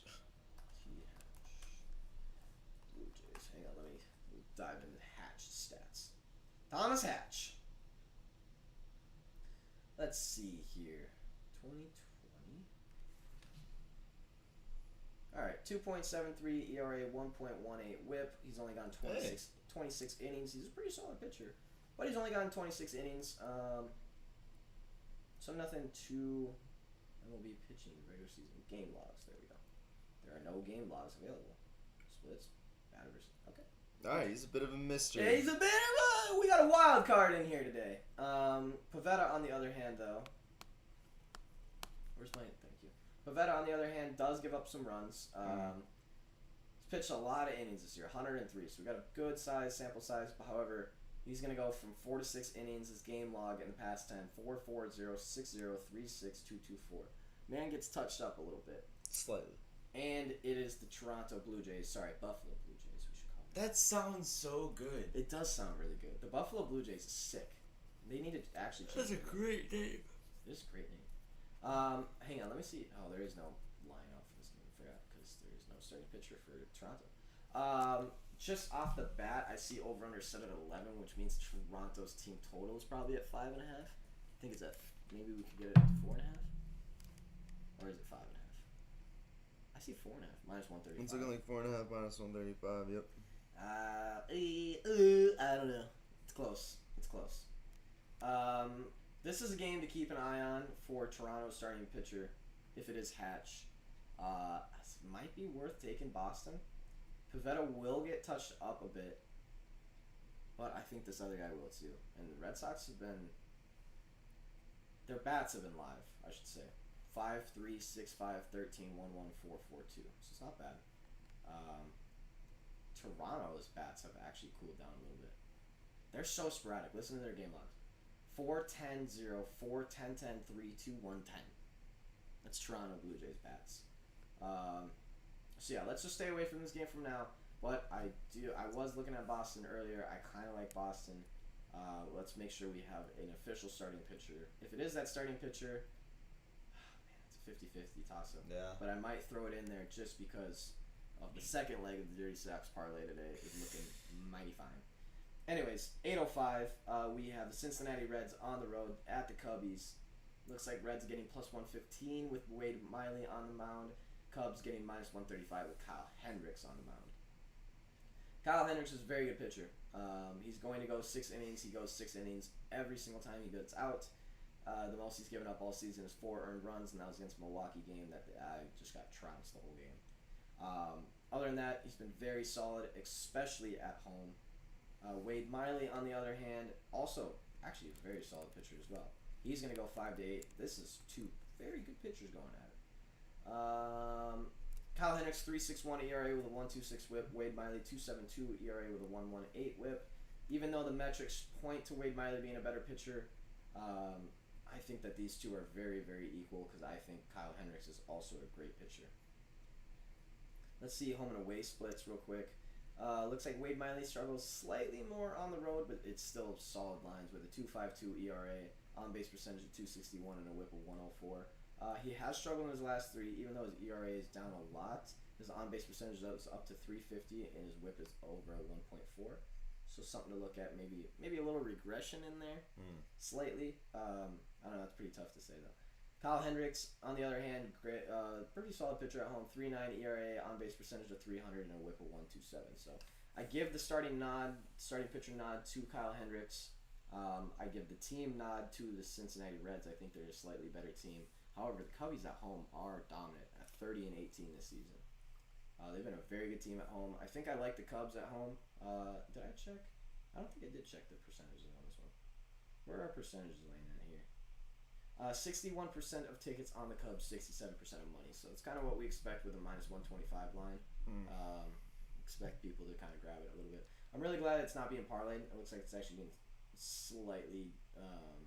people actually putting money on it with more money than the tickets. That makes me feel better about putting money on them. But at the same time, this is the Chicago Cubs we're talking about here. So I'm not exactly sure what to do. Oh, man. I'm looking at their matchups so far this season, and there's nothing to derive from it. It goes 6-8 Reds, 3-2 Cubs, 12-13 Reds. And then the next series goes 0-1 Cubs, 2-10 Cubs, 5-1 Reds. It's the most sporadic, high-low, close blowout. I was going to say the under, but... That's what I was trying to think. I was thinking that the Reds team total under, I was interested in. Wow. The 3.5 could be a little bold. That'd be a hell of a call. And I saw a bunch of zeros, but then it's just like... The 13s and the 12s don't... Yeah, they're very confusing. Alright, well, that's probably just a stay away game. Yeah. How small a slate is today anyways. Maybe You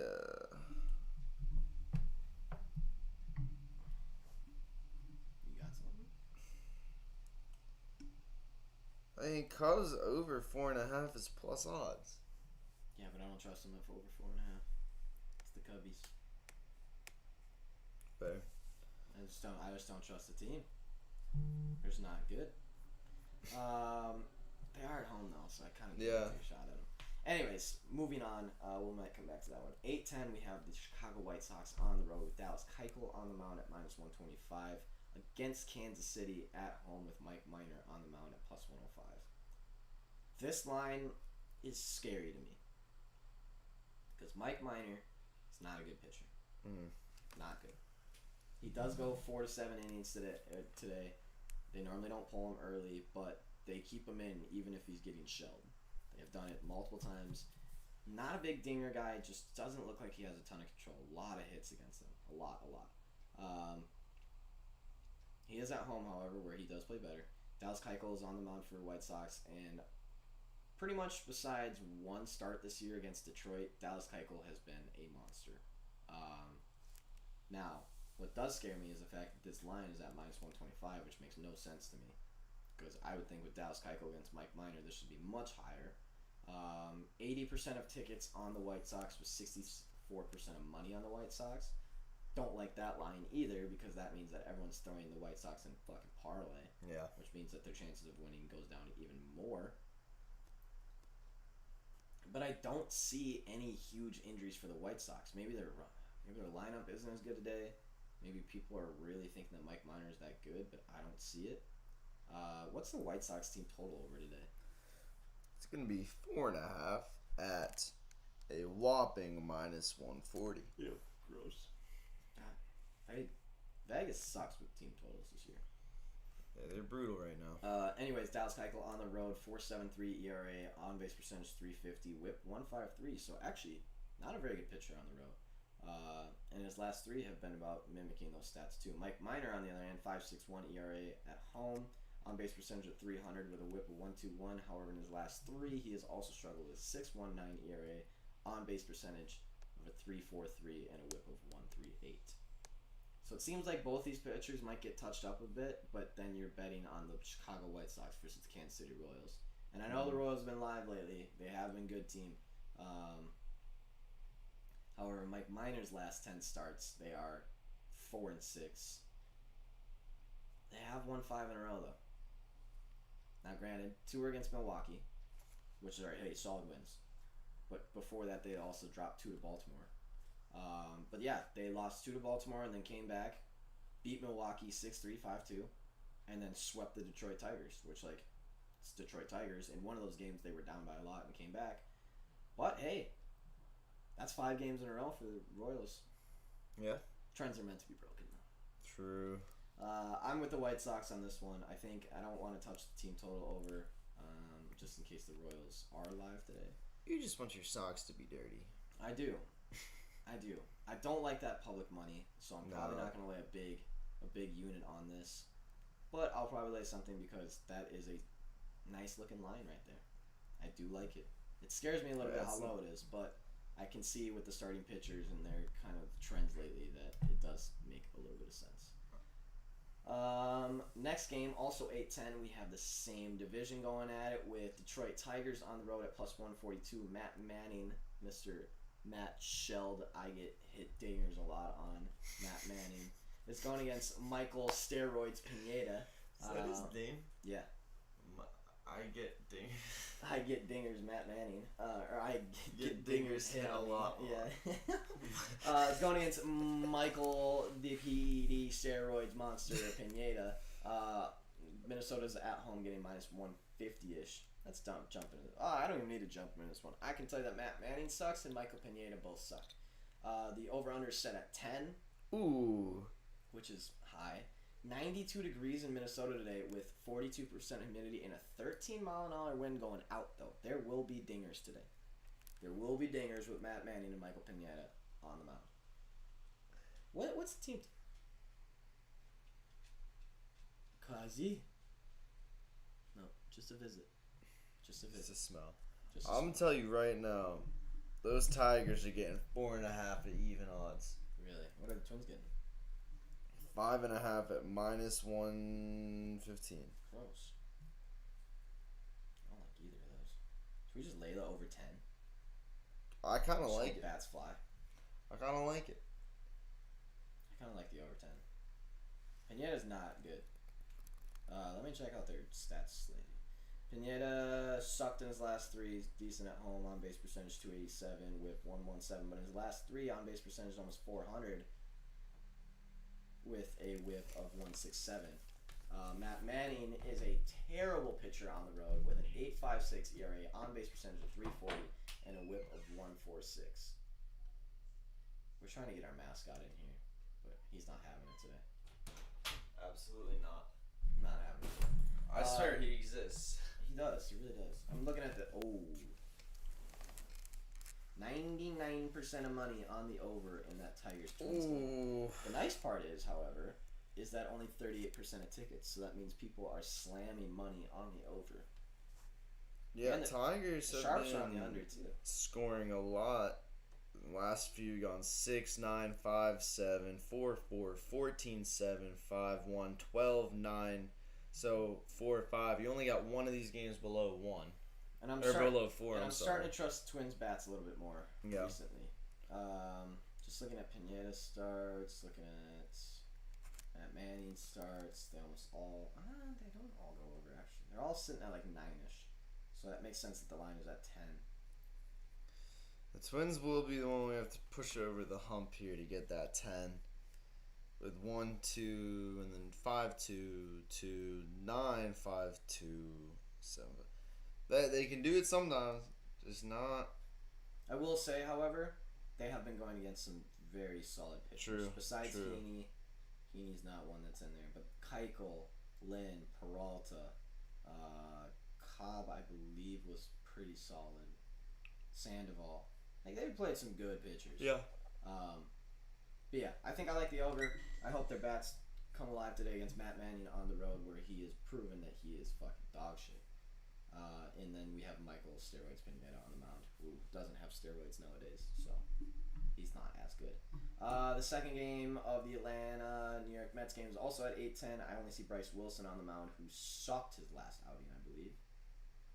No, I was completely wrong. He was amazing his last outing, actually, against the Dodgers.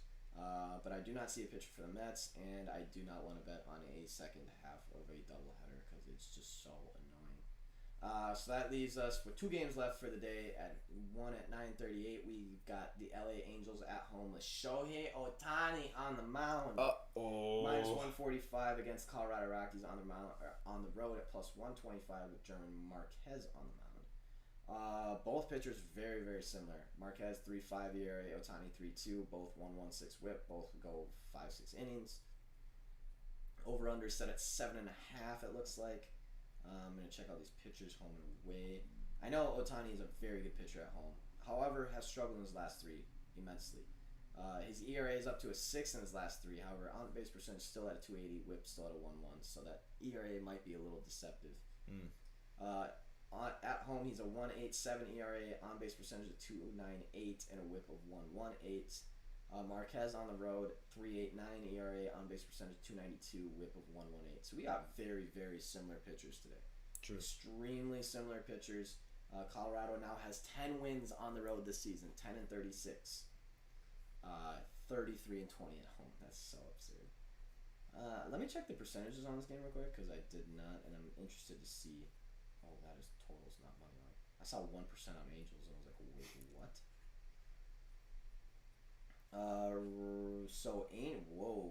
Angels getting 76% of tickets, but only 32% of money.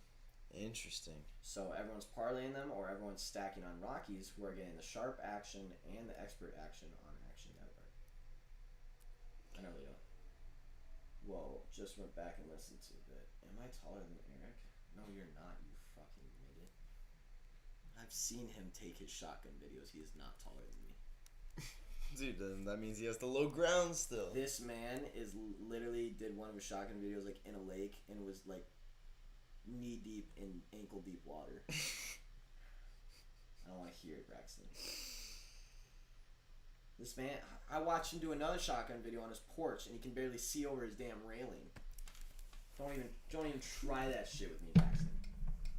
I love Braxton. Little Napoleon over there. Anyways, Ohtani versus Marquez. This line is too juiced for the Angels, even though I do think they win. Yeah. The Rockies on the road, man. The Rockies on the road are just a different team. Now, I will say that the Rockies on the road have been good, considering they beat the Dodgers on the road one time in the last 3. They beat San Diego on the road twice. I think this is probably a stay away. I really don't want to because I do want to lay the line with LA Angels and Otani. What's the team total over for LA Angels? 4.5? It was like 4.5 even. Yeah, that's what I kind of figured. I still don't like it. Marquez is a good pitcher. He's a very solid pitcher. Yeah, no, I'm gonna have to fade that game, and I don't want to. Last game of the day, 10-10, we have the Astros at the Seattle Mariners. Astros look like they're getting minus 170-ish on the road. Mariners plus 150-ish at home. Let's see where the money's going. 74% of tickets on the Astros, but only 45% of money, so everyone's parlaying them. Uh-oh. I do not see a pitcher for the Mariners, do you? I see Garcia on the mound for Houston. I do not see a pitcher for the Mariners. I'm seeing...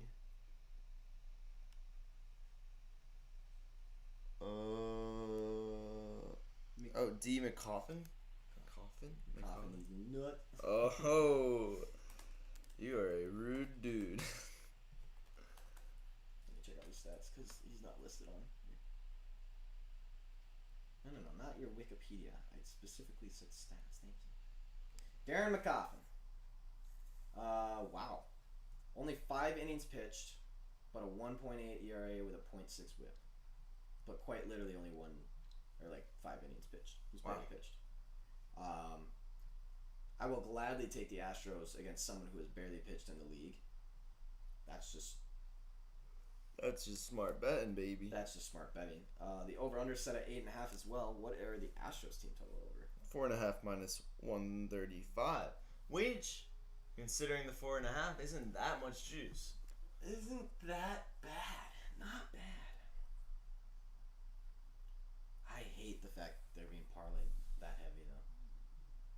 Like everyone has Houston in a parlay today. It seems like, judging the off tickets and money. Well, I think even if Houston loses this, I think they could put up 5 still. Yeah. They have just been so bad lately. Yeah. Have you seen them lately? So they beat so they still have won 7 of their last 10. I'll give them that. But like 3-1, 4-1, 7-3 against Texas. Those are good lines. They lost to Cleveland, then they beat them 9-3, 4-3.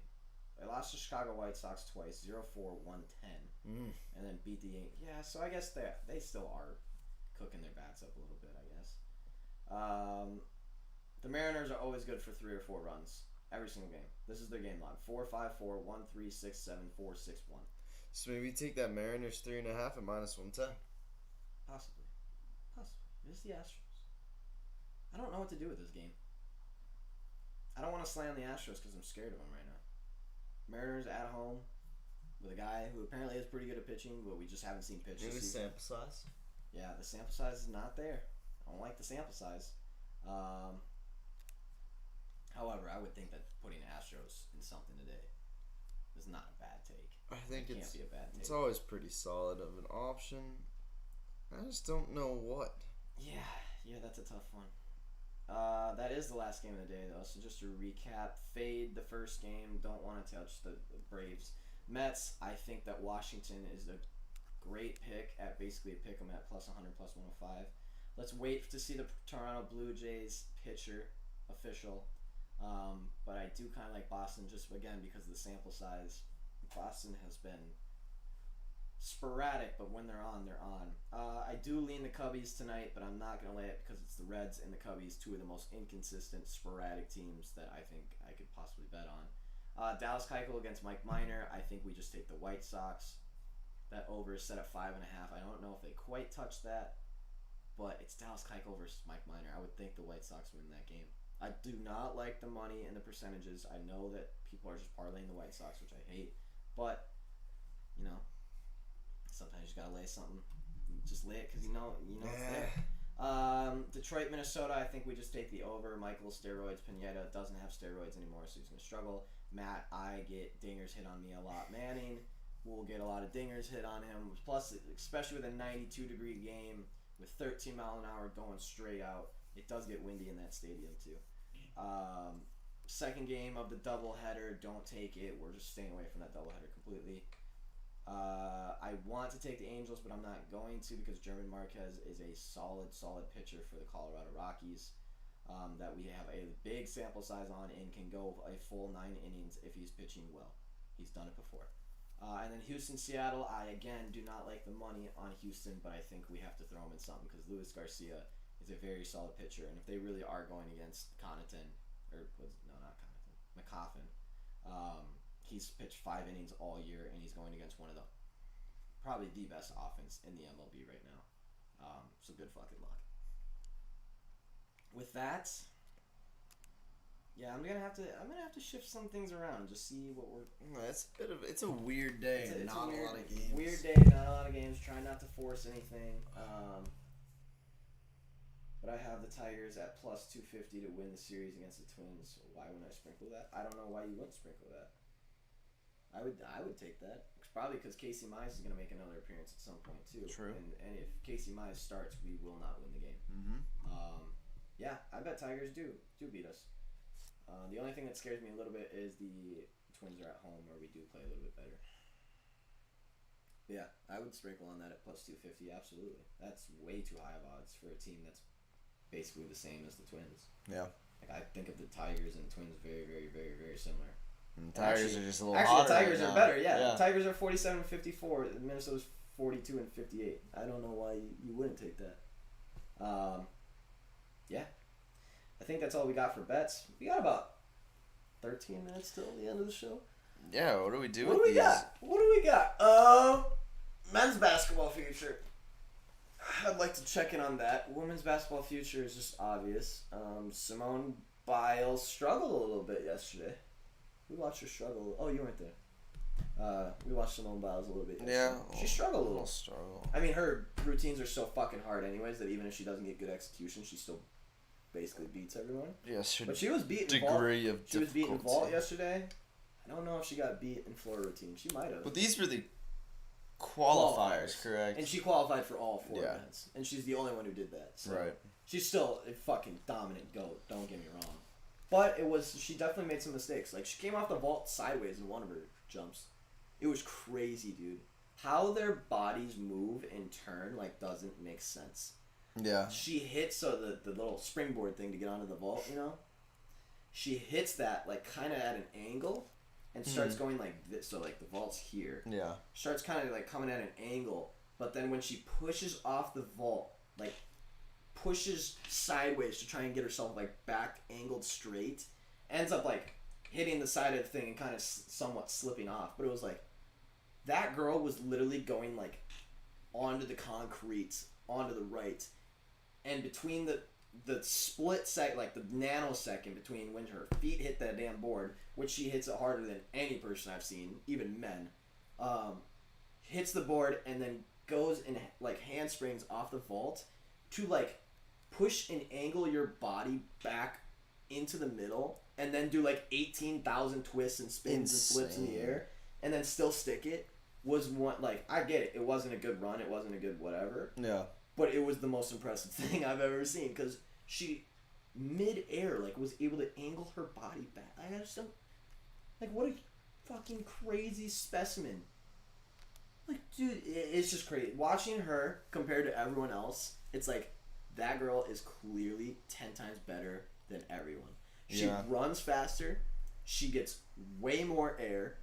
She's just like, you can tell her spins are just more aggressive, like just faster and tighter and everything. Like, dude, it's just, she's a beast. She's an absolute beast. She's a 6'6" power lifter disguised in a 4'10" little body. that's. She has muscles on her muscles. She's one of those people that I would just want to watch play like every sport. Literally everything. You know? Like just to like watch it happen. Just, Yeah. It doesn't make any sense how fast and how powerful. Just an insane athlete. Insane athlete. I have the By the way, men's Olympic basketball futures here. By the way, Simone Biles' first 2 moves of her routine on her floor are named after her because she's the only woman who's ever completed them. Yeah, Literally I believe she has. routine is named after her. No. what was this interview I saw? Someone asked another gymnast on the women's team, like, oh, what do you think makes Simone, like, the greatest of all time? And they're like, well, she has 9 moves named after her. And to have a move named after you have to be the first person to be able to do it. Yeah, which is absurd. Basically, every move that anyone's going to be able to accomplish in the next 30 years are all going to be named after her. It's going to be like a Biles flip and twist or a Biles McAdie. Yeah, someone's going to have to do Biles something McDouble. pretty wild to do. Well, I mean, just the sheer number of them. Like, do you know, like, to have one... I don't know if it's referred to... I know in, like, skateboarding, snowboarding, it's never been done.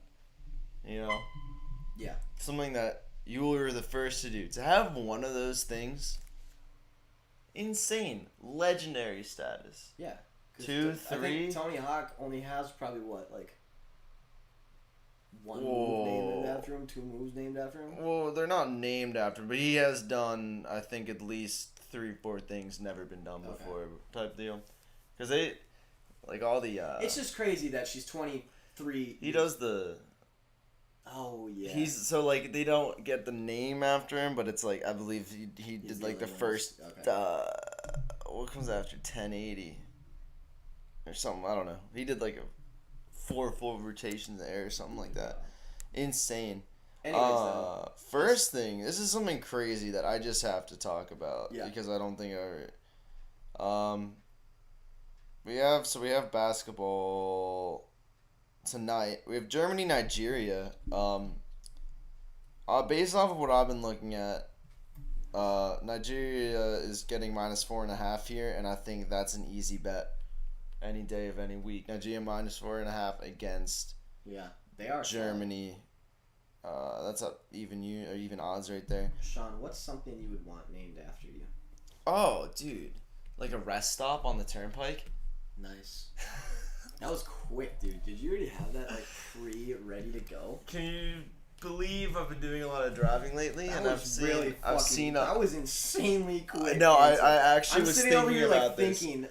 I was thinking about this literally yesterday. I'm driving down the turnpike, and I was looking, and I saw a rest stop named after some lady, and I was like, I wonder what she did. And I was like, I wonder if I could ever do such accomplishments and have my own rest stop. What would I want named? I don't actually know if I want that though, but I think it's a good. I want like a burger named after me. That'd be pretty sweet. You had like your A own good burger hoagie. on a menu. No, a burger. I feel like a burger though. Here's my thing with burgers. I been don't done always before. appreciate. Yeah, I don't It's been appreciate when done people before. try to do too much too. Yeah, yeah. There's only so much you can do to a burger. Am I the only one in this world that doesn't like breakfast burgers? Yeah, I think so. I think I might be. They're money, dude. I just don't understand what's good about having egg run down your burger while you bite into it. See, well then maybe you just haven't had a good one, man. Cause you need like that solid like egg patty thing, like what you get on the. But the like the what you get normal on the- breakfast burger is done with sunny side up. See, oh no, see, Sunny side up is nasty. It does. by the I way. don't like it like The that. fact that you watch like the yolk just like ooze out on your eggs and you still eat it is nasty. I will say I'm not a fan of sunny side up. Stephanie hates breakfast burgers, and Stephanie's always cooking. I feel very good about that. That's fair. That's fair. I don't like. I just anyone don't have- like sunny side up in You tried a general. peanut butter burger? I have not, but I heard they fucking slap. What? Never heard of that? Don't put an egg on my burger. Yeah, no, eggs are separate than burgers. No, but like if it's in the morning and it's an excuse to eat a burger, dude. I'm telling you that. Well, All right, why now don't you I just make, feel like, you with the steak and sunny eggs? side. Well, that's delicious too. Yeah. But I feel you that the sunny side not my thing. That's gross. But you do, you know, Yeah, if you gave me like a burger scrambled patty. and then like a classic, just like a little patty, and then some bacon on there. Yeah, and then is that just like a breakfast Little sandwich at that point? Yeah, You're but just it's got- using a hamburger patty to make Absolutely. It, yeah. Alright, that makes sense. Absolutely, That that's how I like them. Cam says breakfast burgers are unmatched. They slap, dude. They slap. Also, I'm more of a dude. You go to Wawa and get the breakfast hoagies, and get the steak, the egg, provolone cheese, some sriracha for the kick, and just Bro, Cam's speaking facts. But for some reason, a goddamn McDonald's hash brown It's is literally true, unmatched. man. It is. McDonald's potatoes. They just have like the secret formula for all potatoes. It's Their crazy. Fries, The fries their are fire. just unbelievable. Like just like no matter how good another place's Are fries are. It's they- just like, yeah, but McDonald's fries. Bro, anyone that I don't know is how big a pita chips got to be pretty large chain. I don't know where there's like. Yeah, you guys know what a pita chip is? If you've never been to a pita chip, You need to go. or you have been to a pita chip and you've never gotten the fries, because it's mostly what kind of food is it? Mediterranean. It's just Mediterranean style. It's, Like, it's get a like- bowl. It's like halal style, but like Yeah. it's rice, bowl, salad, and then Your there's shawarma. the shawarma, chicken, You falafel. can get beef, yeah. Yeah. But then, we had gone there for a long time, and we did not know. How good their fries were. First of all, you get The this garlic sauce. magical little tub of garlic sauce on the side. Second of all, it's just the best fry. I just wish I worked in for like a day and just throw a whole big bag of frozen hash browns in my car and quit that same day. Dude, That's a power move right there. That would be a power move. want to hear the So no one has confession tried pita chip? of the That's di- so the dangerous disappointing. mind? What? When I worked at Sesame Place, bro. Sesame Place, for those that don't know. This man like ran Sesame Place. Like not I didn't run Sesame, but I legitimately ran a restaurant as like there a 14-year-old when I was. ran like this whole fucking place. It's actually kind of ridiculous to Yeah. hear the stories that he talks about. Well, yeah, I was like 17, and I did have to like I had to schedule a good like 25 employees and do like daily inventory and place orders, and because everyone above me quit because the place was a mess, so Yeah. I got moved up real quick. I used to do because I would always be there so late having to clean because I would never schedule enough people because I was a big dummy, and I used to just like go in our fridge. They had fire chocolate chip cookies. And they came in like sleeves of 25, and I would just grab 2 of them for the road and walk. I was so tight with security guards; they're just like, I would just come back with these sleeves of cookies and just eat them until I was Sick. and until I could forget about my sorrows. That was a weird noise, I didn't like that one. Yeah, no. dude. One time we had to fire a kid because he stole a box of ketchup packets. But we're talking like.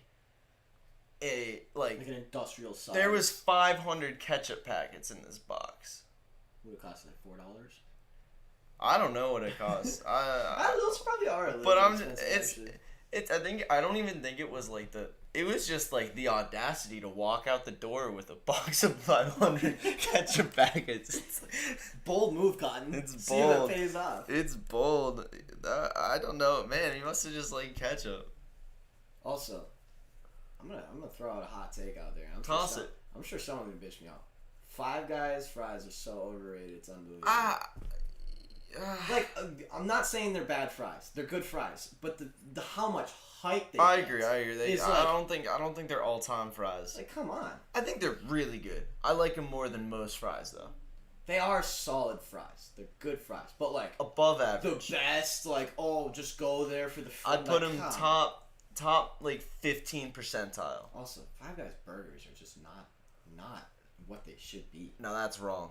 No. That's wrong, Eric. No. You're full of it, dude. I can't see. The problem is I can't have chain restaurant burgers. I come from the Midwest. Like burgers are what you like. That's what you pride yourself on. These burgers and steaks. And like I just can't do it.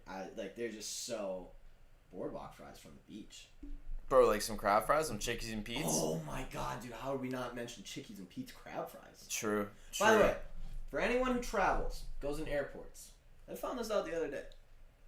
It is cheaper to walk into a restaurant at an airport and get a meal than it is to like go to one of those convenience stores and buy it. Because the meals are expensive, but they're still only like $11-12, and you're gonna spend that on a bag of peanuts and a water. Anyways. True. And it's probably a lot better. I had a layover in North Carolina. They had a Chickies and Pete's, the England and Italy game. No, it was the semifinal. Whatever the semifinal. I'm sitting next to an English guy. I'm like, I'll just get crab fries. I'm sure it's $10, but hey, it's worth it because you get $6.50 for crab fries. Came with Really? 2 monstrous things of cheese, like and the box of fries was this big. $6.50 in an airport. Bro.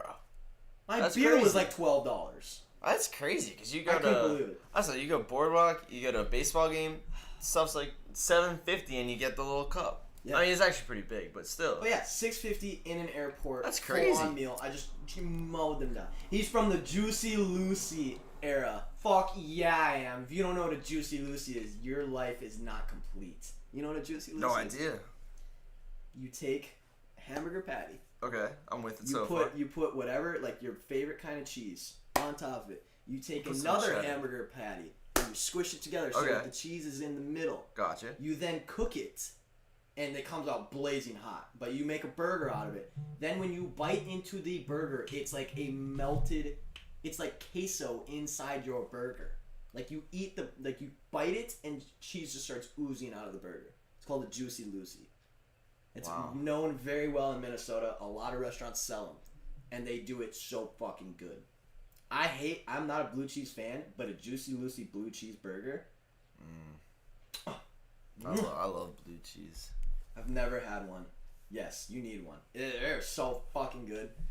Never knew that wasn't a thing until I left Minnesota, and I think I saw somewhere on the East Coast that had Juicy Lucy. I was like, no fucking way. Like, that is crazy.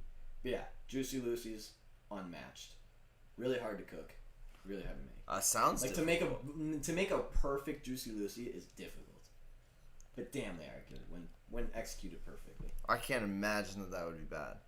It's not. I can't imagine. No. Cheese is just so melted. And just bite into it. It's like cheese just running out of your burger. But it's like a burger. Oh, man. I'm going to go make a Juicy Bro, I'm Lucy. starving. I'm super hungry. We need to stop talking about food on the show because we don't eat before this. It's past noon though, which means it is lunchtime. What a fun little wow! What a fun way to fill those. Little, That was good. the Hey, end of that the was a show. solid 2 hours of COVID, Olympics, a little bit of betting, and food. Dude, I think we should just talk This is a less hell of a about show. sports. That was like the most popular part. We're literally looking at our analytics for the show right now, and like you can see COVID got better. Bets started, everyone fucking left for some reason. No one that's wanted just to a listen. weird crash thing. No one wanted to listen to bets, and then everyone came back. And as we've been talking about food, we've just been getting It's been the peak. It's been the peak. We should, dude. Once we move around, we will have a kitchen True. next to the Yeah, studio. We can true, do a little true, true true. segment, bro. Cook some breakfast on the A show. little fella segment. Stephanie, definitely try it. It's definitely worth it. It can get a little tough. Also, when you pull it off the grill, do not bite into it right away. That cheese is 1,005 degrees and will burn the living That's fuck hot. out of you. That's the only thing that's a problem with the Juicy Lucy's. You have to let them sit for a while to make sure that cheese is like not boiling inside your burger, because that's what it is literally doing when it's cooking. That sounds so good. It is so fucking good. Dude, my mom used to make these like meatloaf balls Interesting. that were filled with cheese. Damn. And it was so good. It would just be like Like a little cheese it'd be like ball, it'd be meatball like kinda this, but it thing? was like bigger than meatball. Oh, okay. Like so that big. old ball. And you just cut into it, and it wasn't that much cheese. Probably like softball size thing of meat, Mhm. like a golf ball thing of cheese, and you cut it open and stretch out, bro. It was so good. I love meatloaf. Do You a you? meatloaf guy?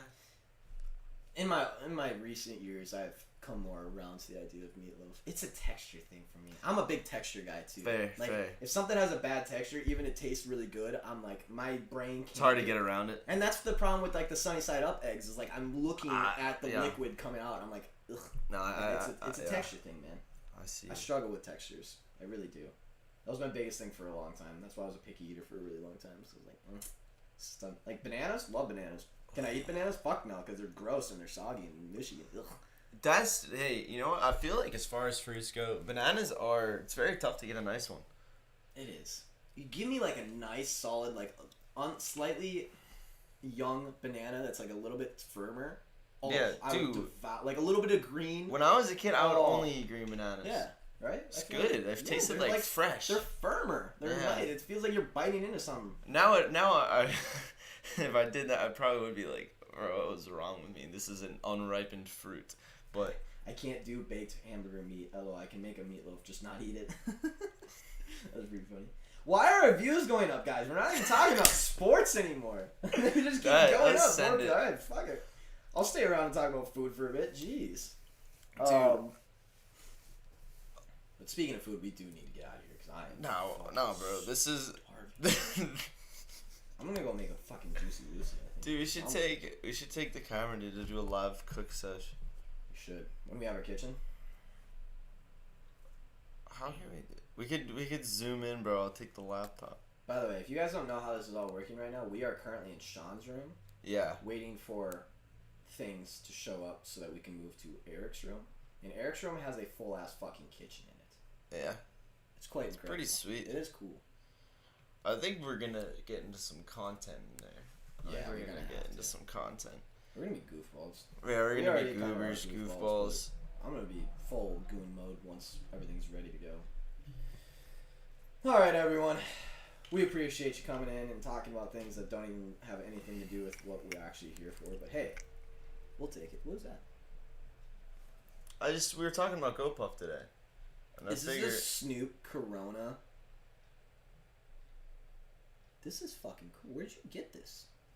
And Bro. when did you get it? I've never seen this before. really? When'd you get this? You don't know? No. Oh, dude. I gotta plug GoPuff. Let me show the boys. You got it from GoPuff?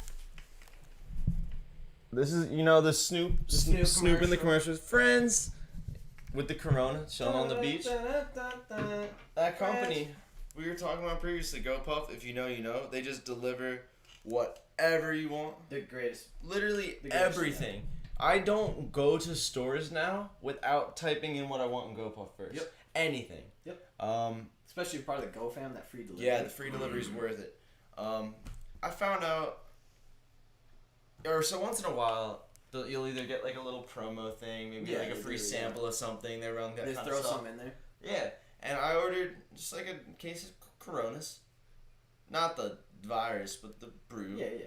And I go out to get it from the guy, and he gives me my case, and he gives me this little white box on top. He goes, "This is for you," and I was like, Also, GoPuff drivers are the coolest They're people. very They're cool. the nicest people. I think, Well, not. Can't let them in on that secret. But he gives me this white box, and some people over at taking in the backyard, where everyone was at. I'm like, guys, I got this mysterious box. I legitimately thought koozie, Yeah. maybe It's normally like an energy drink that they throw in there. yeah, like but a I Pedialyte thought it was drink weird because or- in a box. I'm like, Yeah. it's gonna be something weird. Yeah. Turns out they were just giving everyone that got Coronas the Corona Snoop, bro. Dude, that's worth more than the Corona box itself. I know. Can we get a zoom on this bad boy? I think we're at full. Or zoom max right there. zoom? You might have to go up there and show them though, because I'm telling you, this is quality. It's heavy. dude, honestly, it is. That's why I was like, when the Look hell at did you this get thing. this? Look at this thing. Look at this thing. He's got the case at his feet. He even says his name at the bottom too. He's chilling. Look at the shades. And it's just free. That's just because I unreal. wanted some beer. Just because you wanted a little Corona. A little Corona. It was a lovely day. It was a lovely summer day. Oh, Unreal. crazy. I didn't even know you had that. I forgot you weren't there in that game. No. It's crazy. Also, Sean is the king of knickknacks. You should see. I got several. I don't think it's proper to show the room at this moment, but Sean has This is my personal privates. a lot of knickknacks. If something catches Sean's eye and can make him think or look at it for more than about 3 to 4 seconds, and just make him think about something else, it will be kept and held on to for a very long time. Like, I'm talking cool looking cans. Hey man. I'm talking. I tossed the disposable. Okay, no, You did clean up a lot of stuff from the last place. I do have, as far as cans go, I do still have my Eagles can. They had the limited edition ones after they won. Yeah, that's the different. big That's game. different. I'm Did talking. keep that one I'm around. talking about like when you go to the store and you buy something that no one has ever heard of, Yeah. including you ever. No, And you come back and I'm like, Sean. I'm like, Sean, what the hell is that? And you're like, I don't know. But look at the packaging. No, And I'm like, I'm an absolute sucker. I am the easiest person to market to. Like,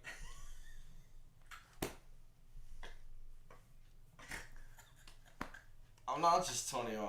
I'm 22. You know. that was really funny. But no, Sean is I'm a a big sucker old for boy. good marketing and good product placement. I love it. He will buy something just because they made an effort on their packaging, which is like, hey, fair.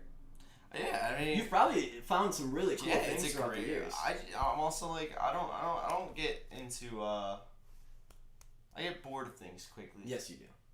Yeah, you like to. I hop around, so Yeah. it's a nice way to explore. If something catches your eye, like, and sometimes it's like a further connection, you know? You're like, if we both have the same idea for the packaging, Yeah. if we both like that, maybe we'll both like what's inside, maybe. Hey. Sometimes I've had some really gross things, and I've gotten fooled. Why? I feel like I let it zoom in more before. Where are we going? Well, I was gonna let you do a little hot take. I thought you were gonna go for a little rant, so I was gonna put the camera. Oh, on you. I could, man. I know you could.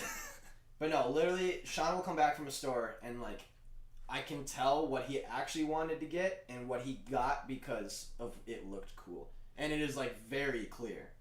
Yeah. Like Absolutely. extremely clear. This is the content we are here for. Hey. We're still sitting. That's pretty funny. She didn't think you were 21 though. No, me and Yeah. Sean are legal adults. who have Truly, both graduated truly and college. honestly. Yep. We actually are. As much as you don't think we are, but We rent a home. Yeah, we have a whole ass house. Don't live in our, we're We out don't here. live with our parents. Like we actually do the thing by ourselves. We're out here.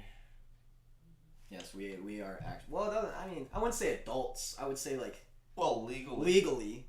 I feel I'm a legal adult. Would I say that Could I rent a car? No. you can now with COVID? Trust me, man. You have to pay a big old premium, you though. will have to pay a big old premium. I worked at a That's- car insurance place. that's Or not a pretty car much- insurance. that's A car pretty much- rental place. The only thing we can't do Mm-hmm. is just rent a car, right? Yeah. Probably some heavy machinery as well. Oh no, I'm certified in most of that. Oh, yeah? I'm OSHA approved for Are you most of it. forklift certified? I'm not. I'm not Bro. forklift. I'm not. No, that was one that you actually have to be like commercial in order to be. And I never have worked commercial. Interesting. I mean, I have worked commercial, but like under the table commercial, you could call it, I guess. Wink. Like a little custom work. Should that's you talk for a about it commercial on here? place. No, it's fine. It was all. Well, it's definitely not OSHA approved, but I have definitely done some things that were not OSHA approved. Trust me. Cheaper insurance and body aches when you hit 30. No, trust me. My hangovers nowadays, compared to 2 years ago, even, are just the most brutal. Like, I try and drink like I did 2 years ago, and I wake up thinking that I'm literally about to die. Like, Yeah. shaking, can't move. It's bad. And it just happened all of a sudden, too. 'Cause 2 years ago, we drank every single weekend, like, way too much for our own good, and woke up the next morning feeling fine. This past year, I have like half a case, and I wake up and I'm like, ouch, that hurts. It's because we're men now. No. We own a business. No. Oh yeah, we're kind of business owners too. We have a YouTube channel. Honestly, like the whole LLC thing makes me feel really old, and then the fact that we own a YouTube channel just makes me feel young and See, like it's the best of super both back worlds. young again. We're combining forces. We are. Should we get out of here? Do we have more irrelevant things to talk about? Guys, I'm so excited for our studio. Holy shit. Yeah. It's gonna be so cool. If you're here now, you probably want to know about it. Probably would have. If you're interested in what we've talked about so far, you probably want to hear. Custom banner. Yeah, the banner's gonna be sweet. Got a whole ass. I'm kind of sad it's gonna be coming when I'm gone though. Oh yeah. Cause you know me, you know I'd set that shit up I know. within seconds of it arriving here. But yes, next 2 weeks is gonna be a little bit. It's not gonna be a lot to talk about anyways. Besides MLB, but who fucking cares at this point? It's a little steamy in here. Football's coming, dude. It is steamy. I want to, Great bro. AC. What's that dog doing? Our mascot. The I feel official like that'd be the best way to cap off the show. mascot? We should get Capone up here. Dude, Capone he would should be come the right official up. Fellas mascot. Wait. Guys, okay. We see, could do this, man. We could get Capone in the shot. we could get Capone in a shot. That's a different day task, but yes, we could It's a easily. right now task. If you guys, so we have a pit here with one of our roommates. Yeah. So it's basically So a pit he's a mix. household dog. Yeah. Big dog, 65 pounds. Pit chow chow. Pit chow chow. Big dog, strong dog. Neck obviously. rolls. And then we have, we have a ring the Ring security service, which I Yeah, don't think so. yeah. Tough. I We don't think have it works. a sensor security service to where like if any door opens from the outside, it immediately like alerts the house. Yeah, just look regular. And then we have cameras just everywhere around our house. We're still in Philly, you know? We're just on the outside of West Philly. And to top it all off, we have a 130-pound extra pit bull that lives in our basement. Yeah, you gotta understand. This So guy. the owner owns the basement of our house. It used to be a Yeah. rental property. It was commercial. We kind of wanted it. He just didn't want it, or he didn't want to have it. So he put a pit bull down there, or his pit bull. He just hangs out there all day long. Like he's there all the time. This dog, Is massive. he owns an apartment. This dog owns the entire. This basement. dog has free reign of this entire basement. Has this entire little side yard that goes back. A dog house that's as big as the couch. And he just patrols out there. Dog walker comes twice a day probably. I think Once or twice a day, walks him around. But for the rest of the day, He's just kind of like chilling down there. Waddles. And then, has it ever failed you? No, you walk Never down once. there and yell Capone, Capone, and that dog will come. His whole head barely fits through the fucking. Yeah, he has a doggy door that's this big. and his head takes up the whole And he thing. comes through and goes. And then starts wagging his ass off. Yeah, he just wiggles. He just just wiggles the whole time. The nicest dog. He's an absolute sweetie pie. But literal has a chain as a collar because that's the only thing strong enough to hold this dog back. Yeah, like the His- clip back ears. his the head- whole, bro, his head it's like is- a watermelon. Like a fucking watermelon. You go to pet his head and like if he leans into it, he's going to knock you over. Yesterday I was down at his level, like trying to scratch me. Oh, the He dog just is- he just went and knocked me over. I didn't scratch. I've never given him an ear scratch because Yeah. it's got clipped ears. I Yeah. gave him an ear scratch today. This dog's head was almost completely upside down, like leaning into my arm. This dog sounds bigger than Braxton. Definitely bigger than Braxton. 1000%. Yeah, if more this dog was scary, on. more probably educated, more intelligent, just everything. Happier. Like literally, Braxton or the dog, I'm keeping the dog. If easily. this dog was on 500 milligrams of crack and it had knives for fingers, it'd beat the shit out of Braxton. He already beat the shit out of Yeah, Braxton. but imagine that. Braxton would probably piss it off or something. Like the only person to ever piss off that dog. Dude. But anyways, we have about 8 security systems here. It's crazy though. Like you just go down into the yard. You just go, Capone, and he just walks out every single time. It's amazing. It's incredible. It never fails. He will get him on the show. Yeah, He'll probably take up the entire fucking couch. But We'll interview him. imagine we just get him to sit right here I think he would. with his big ass. I don't think he'd head. sit, but I think he'd be like Yeah. flopping around because he'd be so excited. Ugh, love that dog. Now are we ready to go? We still have 7 people I know why. Why are you guys still here? Go. on. Dude, because we're Go do something. entertaining and charming young men.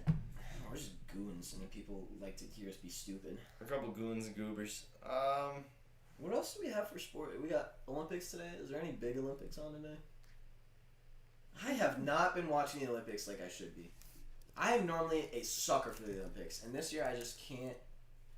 I just like keep forgetting about it, or just don't want to watch it, or just not cared. I don't. I mean, we still have a lot of the main finals, like the big stuff. We still have to build up. Did Japan to. take the medal? No. No, still we in the barely. lead. Yeah. China's still in the lead.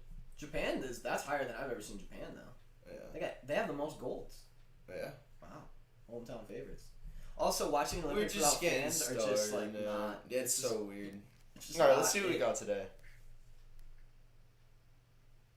Wow, why is this calendar confusing the heck out of me? That is the most confusing calendar. This is today. Okay, no ceremony. There's archery, men's preliminary archery round. Ooh. We got badminton play-ins, basketball play-ins, 3-on-3 basketball play-ins. I saw that. I don't know what that is. Do we have a team? Okay. I actually heard the breakdown of this, and let me check what the odds are in this, because this is interesting. So the 3-on-3 basketball, it's just like it's truly just 3-on-3 basketball. Mm-hmm. It's just kind of Mickey Mouse. Mickey Mouse. It's just a bit Mickey Mouse. Do we have a team? We do. Not good. Who's on it? Not. Really? No one you know of. Like college players? I don't even know like where they came from. Really? No one you know. So, let me double check these odds real quick. Is it But- like, I wonder if it's that different to where you have to be like specialized in 3D? Absolutely not. People just don't take it very seriously. So why wouldn't you just grab like 3 insanely good NBA players and be like, hey? Because there's like it's. I think It's at a this joke. point it's so not like. Did you know it existed before today? No, I heard about it, but I was like, I mean, Really? I found it existed on like Thursday. So yeah, it's exactly, not- yeah. But I didn't know Olympus. diving into it. I have no idea what it is or the fact that we even have a team. So it seems like, particularly this year,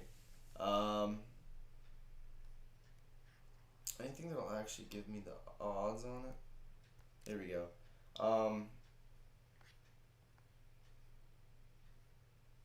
Basically, China Okay. is the only team taking it seriously. So, if you can find where to take it, If you can which find I a pro, cannot, because boy is that a weird thing. DraftKings. Gold medal contenders for 3v3. Sean, you know what I just realized? What's that? PGW just sent me a bill.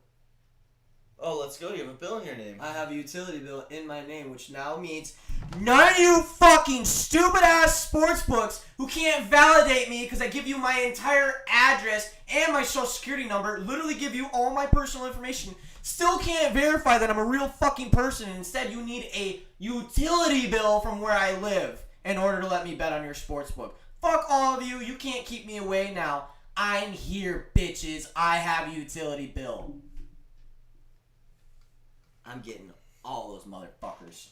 DraftKings, you're mine. FanDuel, you're fucking mine. Barstool, you're fucking mine. You're all mine. Little bastards. You're a robot, lol. Apparently, no sportsbook knows I exist. Except for Fox Bet, because Fox Bet was just like, yep, you're a real person. Yeah, that was weird. That was weird.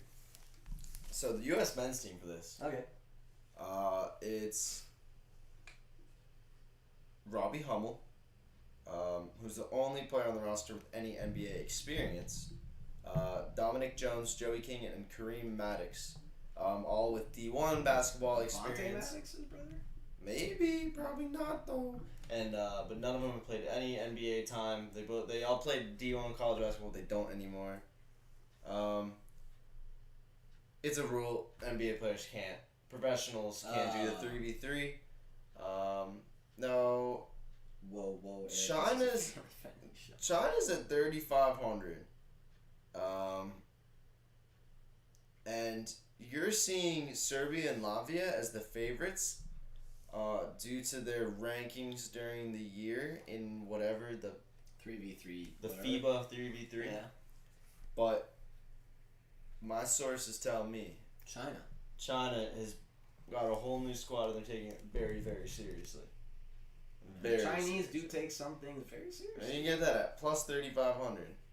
Not gonna lie, they've been known to take a couple things a little too serious sometimes. And the women are actually, the USA women's team is actually the favorite at plus 100.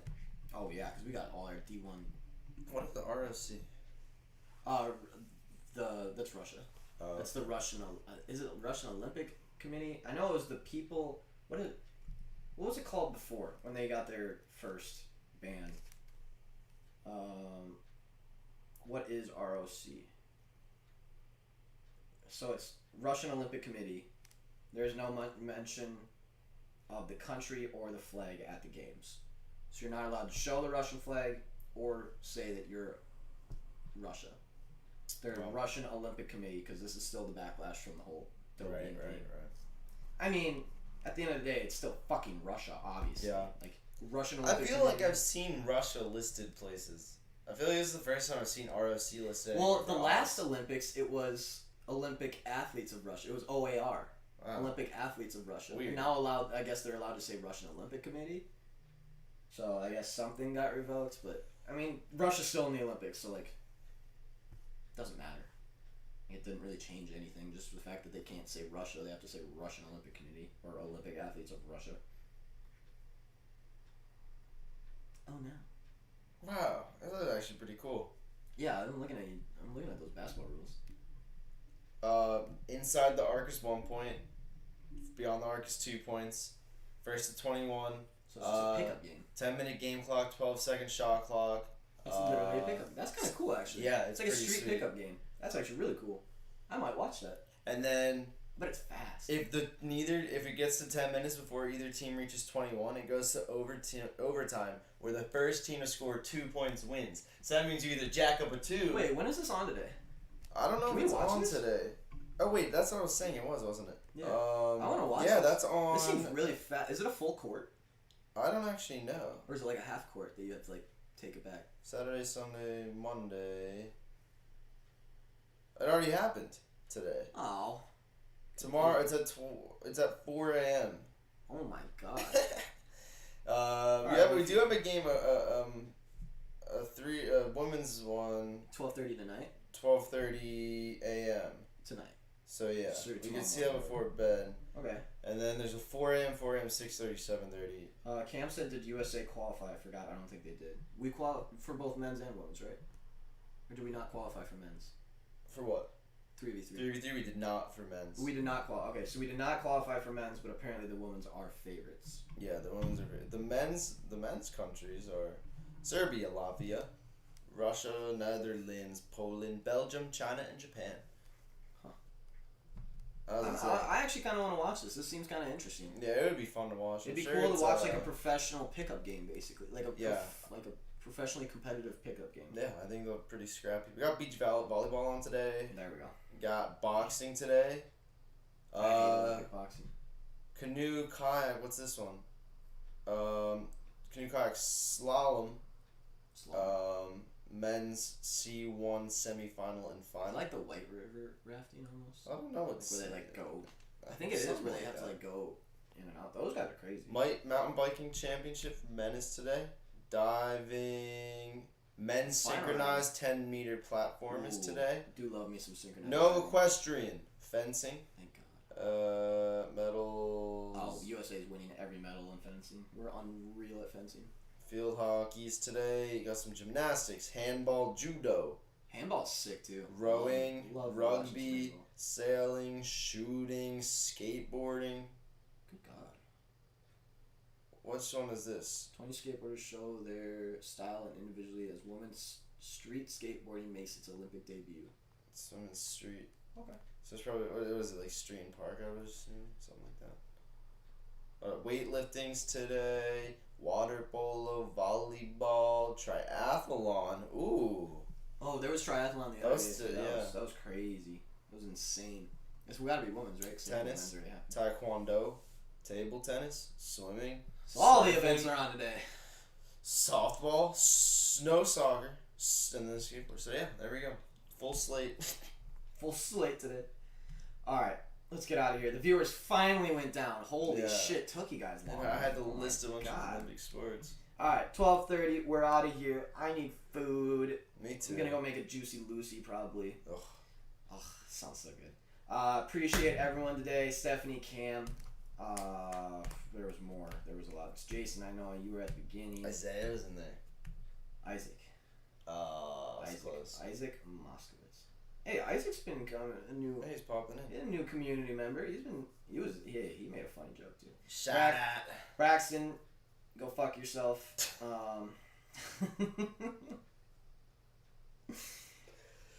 Hey, let's see if by tomorrow we see some more COVID shit, huh? This is fun. This is fun. This is fun. I don't care that it's ruining the sport slightly. It's kind of fun. It's a little fun. It's a little fun. It's nice- entertainment. It's It's something entertainment. to look at. It's entertainment before football gets here. True. It's like it's kind of like Christmas early. It's just like, hey, we already get a little fun stuff, and this is way better than the off season last season because we didn't even know if we were gonna have a football season Sure. at this point last year. Like True. we were talking about how Less different scary. it's gonna be and how stupid, and it looks like at least they have a plan in place where even if there is a COVID outbreak, even if unvaccinated players get shit on, there's a plan, and we're gonna have football. There's no way to get away from it. We're going to have football. I gotta change the thing that says bet on the playoffs because there's no more playoffs. Oh. Fortunate. Something. All right, get out of here. 12:30. We'll see you tomorrow. 10 o'clock sharp, as Get always. Ah. We appreciate everyone staying around to listen to absolutely nothing today. Man, But hey, that was fun. we'll sit here and talk if people want to listen. Absolutely. All right. We'll see you soon. Big stuff coming. Remember, VIP picks will be posted shortly after this. Bye, fellas. 2 thumbs up. You should have hit it like somehow with 2.